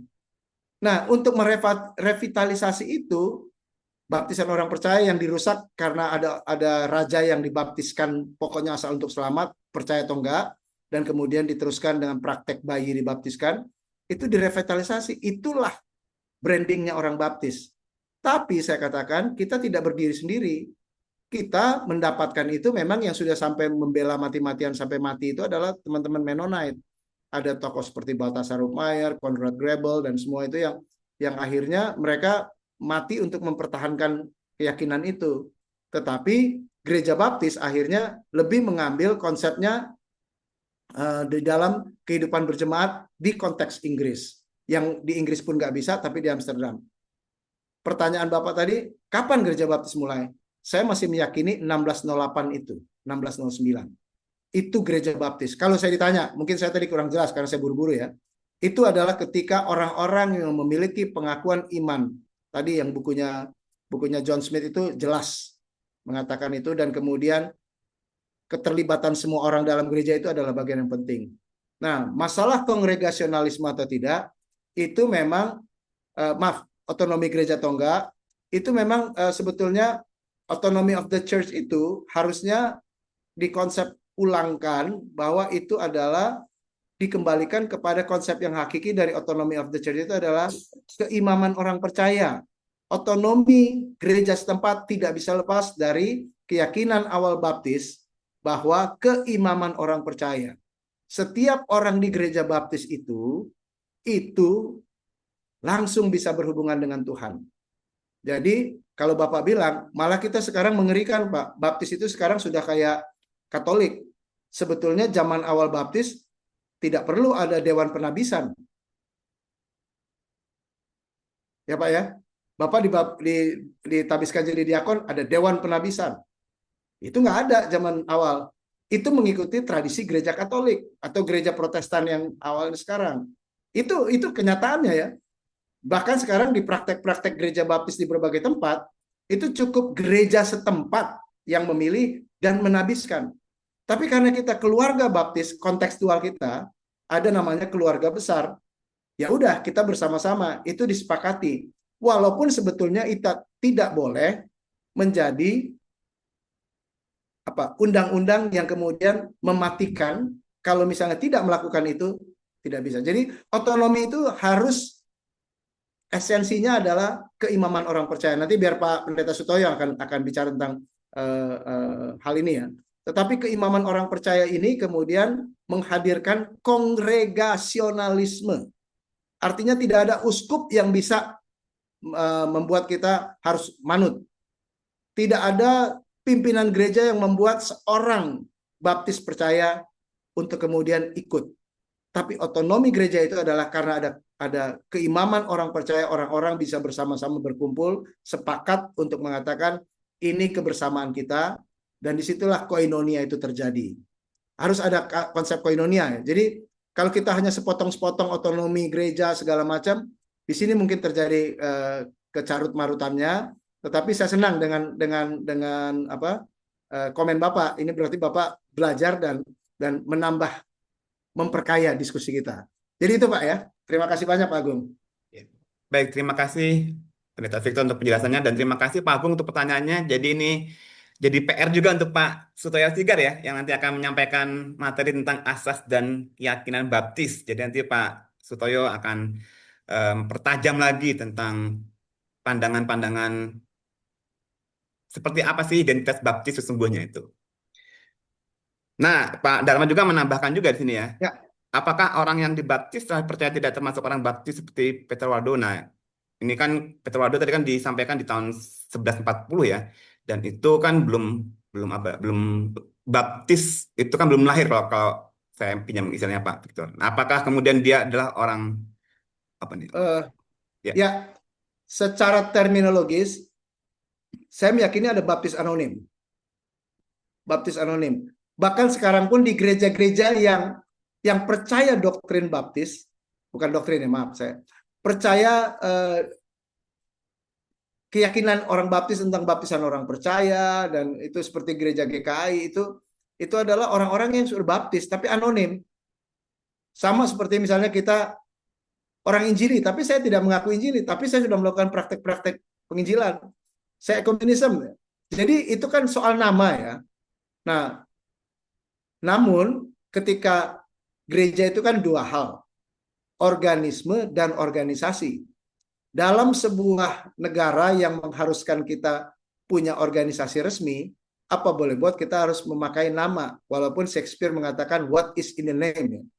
Jadi orang-orang yang dibaptis pada zaman-zaman dulu itu orang baptis. Tapi secara historiografi penulisan sejarah, kita tidak bisa mengatakan itu sebagai gerakan baptis. Gerakan baptis adalah John Smith dan Thomas Helwys yang memulai, dan kemudian kalaupun kita mau mundur ke belakang lagi, Anabaptis itu orang baptis, tapi belum tentu orang Anabaptis mau mengakui bahwa itu orang baptis. Jadi ya udahlah, kita ngaku yang baptis yang aman aja, John Smith sama Thomas Helwys. Kalau kita mengakui Anabaptis orang baptis juga, nanti orang Muria, orang GITJ bilang, "Oh, lo enak aja nama-namain gua," gitu ya. Nah, tapi sebetulnya baptis itu akhirnya lahir di Inggris. Makanya tadi saya katakan, walaupun tahun kelahirannya itu di Amsterdam, berdekatan dengan VOC, didukung oleh VOC bahkan, tetapi baptis yang kemudian mengambil manifestasi dalam bentuk batang tubuh, kepercayaan, kebersamaan itu hanya di Inggris. Jadi baptis di Inggris lah. Makanya itu Aliansi Baptis Dunia, Baptist World Alliance, pertama kali mengadakan kongres pertamanya di London di Inggris untuk membuktikan, bukan membuktikan, untuk mengkonfirmasi bahwa baptis itu dimulai di Inggris. Baik, terima kasih Pak Victor untuk penjelasannya. Ya, kita sudah di jam 9 ya. Saya sangat bersyukur sekali kita sudah diberkati oleh Pendeta Victor yang kembali mengingatkan kita tentang sejarah baptis di dunia. Mungkin sebagai akhir dari penjelasan Pak Victor, mungkin saya mempersilakan Pak Victor untuk menyampaikan closing statement-nya untuk kita semuanya. Ya, baik. Saya hanya ingin kembali kepada prinsip dasar kita yang dinamis, kita menghargai perbedaan, lalu kemudian inklusif, kontekstual, dan semuanya. Karena Roh Kudus itu tidak statis. Ya. Dan saya yakin orang baptis percaya Alkitab dan percaya Roh Kudus yang bekerja di dalam kehidupan bergereja kita. Dan oleh karena itu dalam kehidupan bergereja itulah kita senantiasa bukan hanya patuh kepada aturan-aturan, tetapi yang paling terutama adalah sang kepala gereja. Orang baptis percaya itu sampai sekarang, dan itu salah satu keyakinan iman yang asasi, yang esensial, bahwa kepala gereja baptis itu adalah Kristus, sang kepala gereja, orang percaya. Sehingga kalau kita berkata gereja baptis itu demokratis atau teokratis, saya lebih suka mengatakan bahwa demokratis itu adalah teokratis, karena sang kepala gereja. Bukan berarti raja yang mengaku Tuhan. Itu persoalannya di Inggris dan di Roma Katolik ya pada waktu zaman itu. Tapi gereja kita adalah gereja yang teokratis. Anda buka di Alkitab, tidak ada satu kata pun berbicara tentang demokratis. Ya, tidak ada satu kata pun. Tetapi ketika keimaman orang percaya, kongregasionalisme, dan kita semua mau bersama-sama tunduk kepada suara hati Roh Kudus yang kadang-kadang bicara dengan halus, tapi kadang-kadang juga dengan tajam, membuat kita gereja baptis yang berani menghadapi tantangan, dan kita saling mendoakan. Karena kita bangga jadi orang baptis, kita ingin menghasilkan orang-orang baptis yang jadi berkat bagi bangsa, menjadi pembawa kabar baik, dan kemudian menjadi gereja yang memuliakan nama Tuhan dan selalu menjunjung tinggi sang kepala gereja berdasarkan Alkitab. Amin. Amin. Terima kasih Pendeta Victor. Kita berikan tepuk tangan, reaksi tepuk tangan untuk Pendeta Victor yang sudah memberkati kita secara luar biasa. Baik teman-teman semuanya, materi kita hari ini sudah selesai. Kita sudah belajar tentang sejarah baptis dunia Senin depan kita akan belajar tentang sejarah baptis di Indonesia. Tadi Pak Victor di bagian akhir sudah menjelaskan tentang pergerakan-gerakan baptis dari Amerika ke Tiongkok dan kemudian masuk ke Indonesia. Senin depan Pendeta Dwi Arifin akan menyampaikan penjelasan tentang bagaimana sih perjalanan gerakan baptis di Indonesia ini. Ya, jangan lupa besok Senin depan jam 7 malam kita akan kembali bertemu di ruang Zoom ini dan mari kita akan terus diperkaya dengan kebaptisan kita. Untuk mengakhiri webinar kita hari ini, mari kita akan berfoto bersama ya. Nanti Kakak Esther akan menolong kita untuk memfoto kita semuanya. Silakan buat teman-teman semuanya bisa membuka kameranya. Nanti setelah foto bersama nanti Pendeta Martin Sumendi, ada Pendeta Martin Sumendi ya. Pendeta Martin Sumendi akan menyampaikan doa penutup buat kita semuanya. Silakan Kakak Esther dan silakan teman-teman semuanya untuk bisa membuka kameranya. Kita akan berfoto bersama-sama. Saya hitung, Kakak Esther siap ya? Halo, Kakak Esther siap? Esther mana? Esther. Iya, iya, siap. Oke, Silakan siap. di Ya. open cam dulu. Ya, saya hitung sampai 15 ya, Kak Esther ya. Nanti kita ada berapa halaman sih? Oh, ada 2. Ini kayaknya di tempat saya masih banyak yang nggak tahu yang sinyal saya yang lagi bermasalah atau Ya, nggak apa. Ya, saya hitung sampai ya. hitungan ke 15 ya. Silakan 1, 2, 3, 4, 5, 6, 7, 8, 9, 10, 1, 2, 3, 4, 5. Terima kasih Kakak Esther, terima kasih buat teman-teman semuanya sudah menghadiri seminar webinar kita hari ini. Pendeta Matius Mendi, saya persilakan untuk memimpin doa penutup. Mari kita berdoa bersama-sama. Bapa kami di surga, terima kasih untuk pimpinan penyertaan-Mu dalam webinar kami pada saat ini. Dan kami boleh diberkati oleh Pendeta Victor yang menjadi pembicara pada hari ini.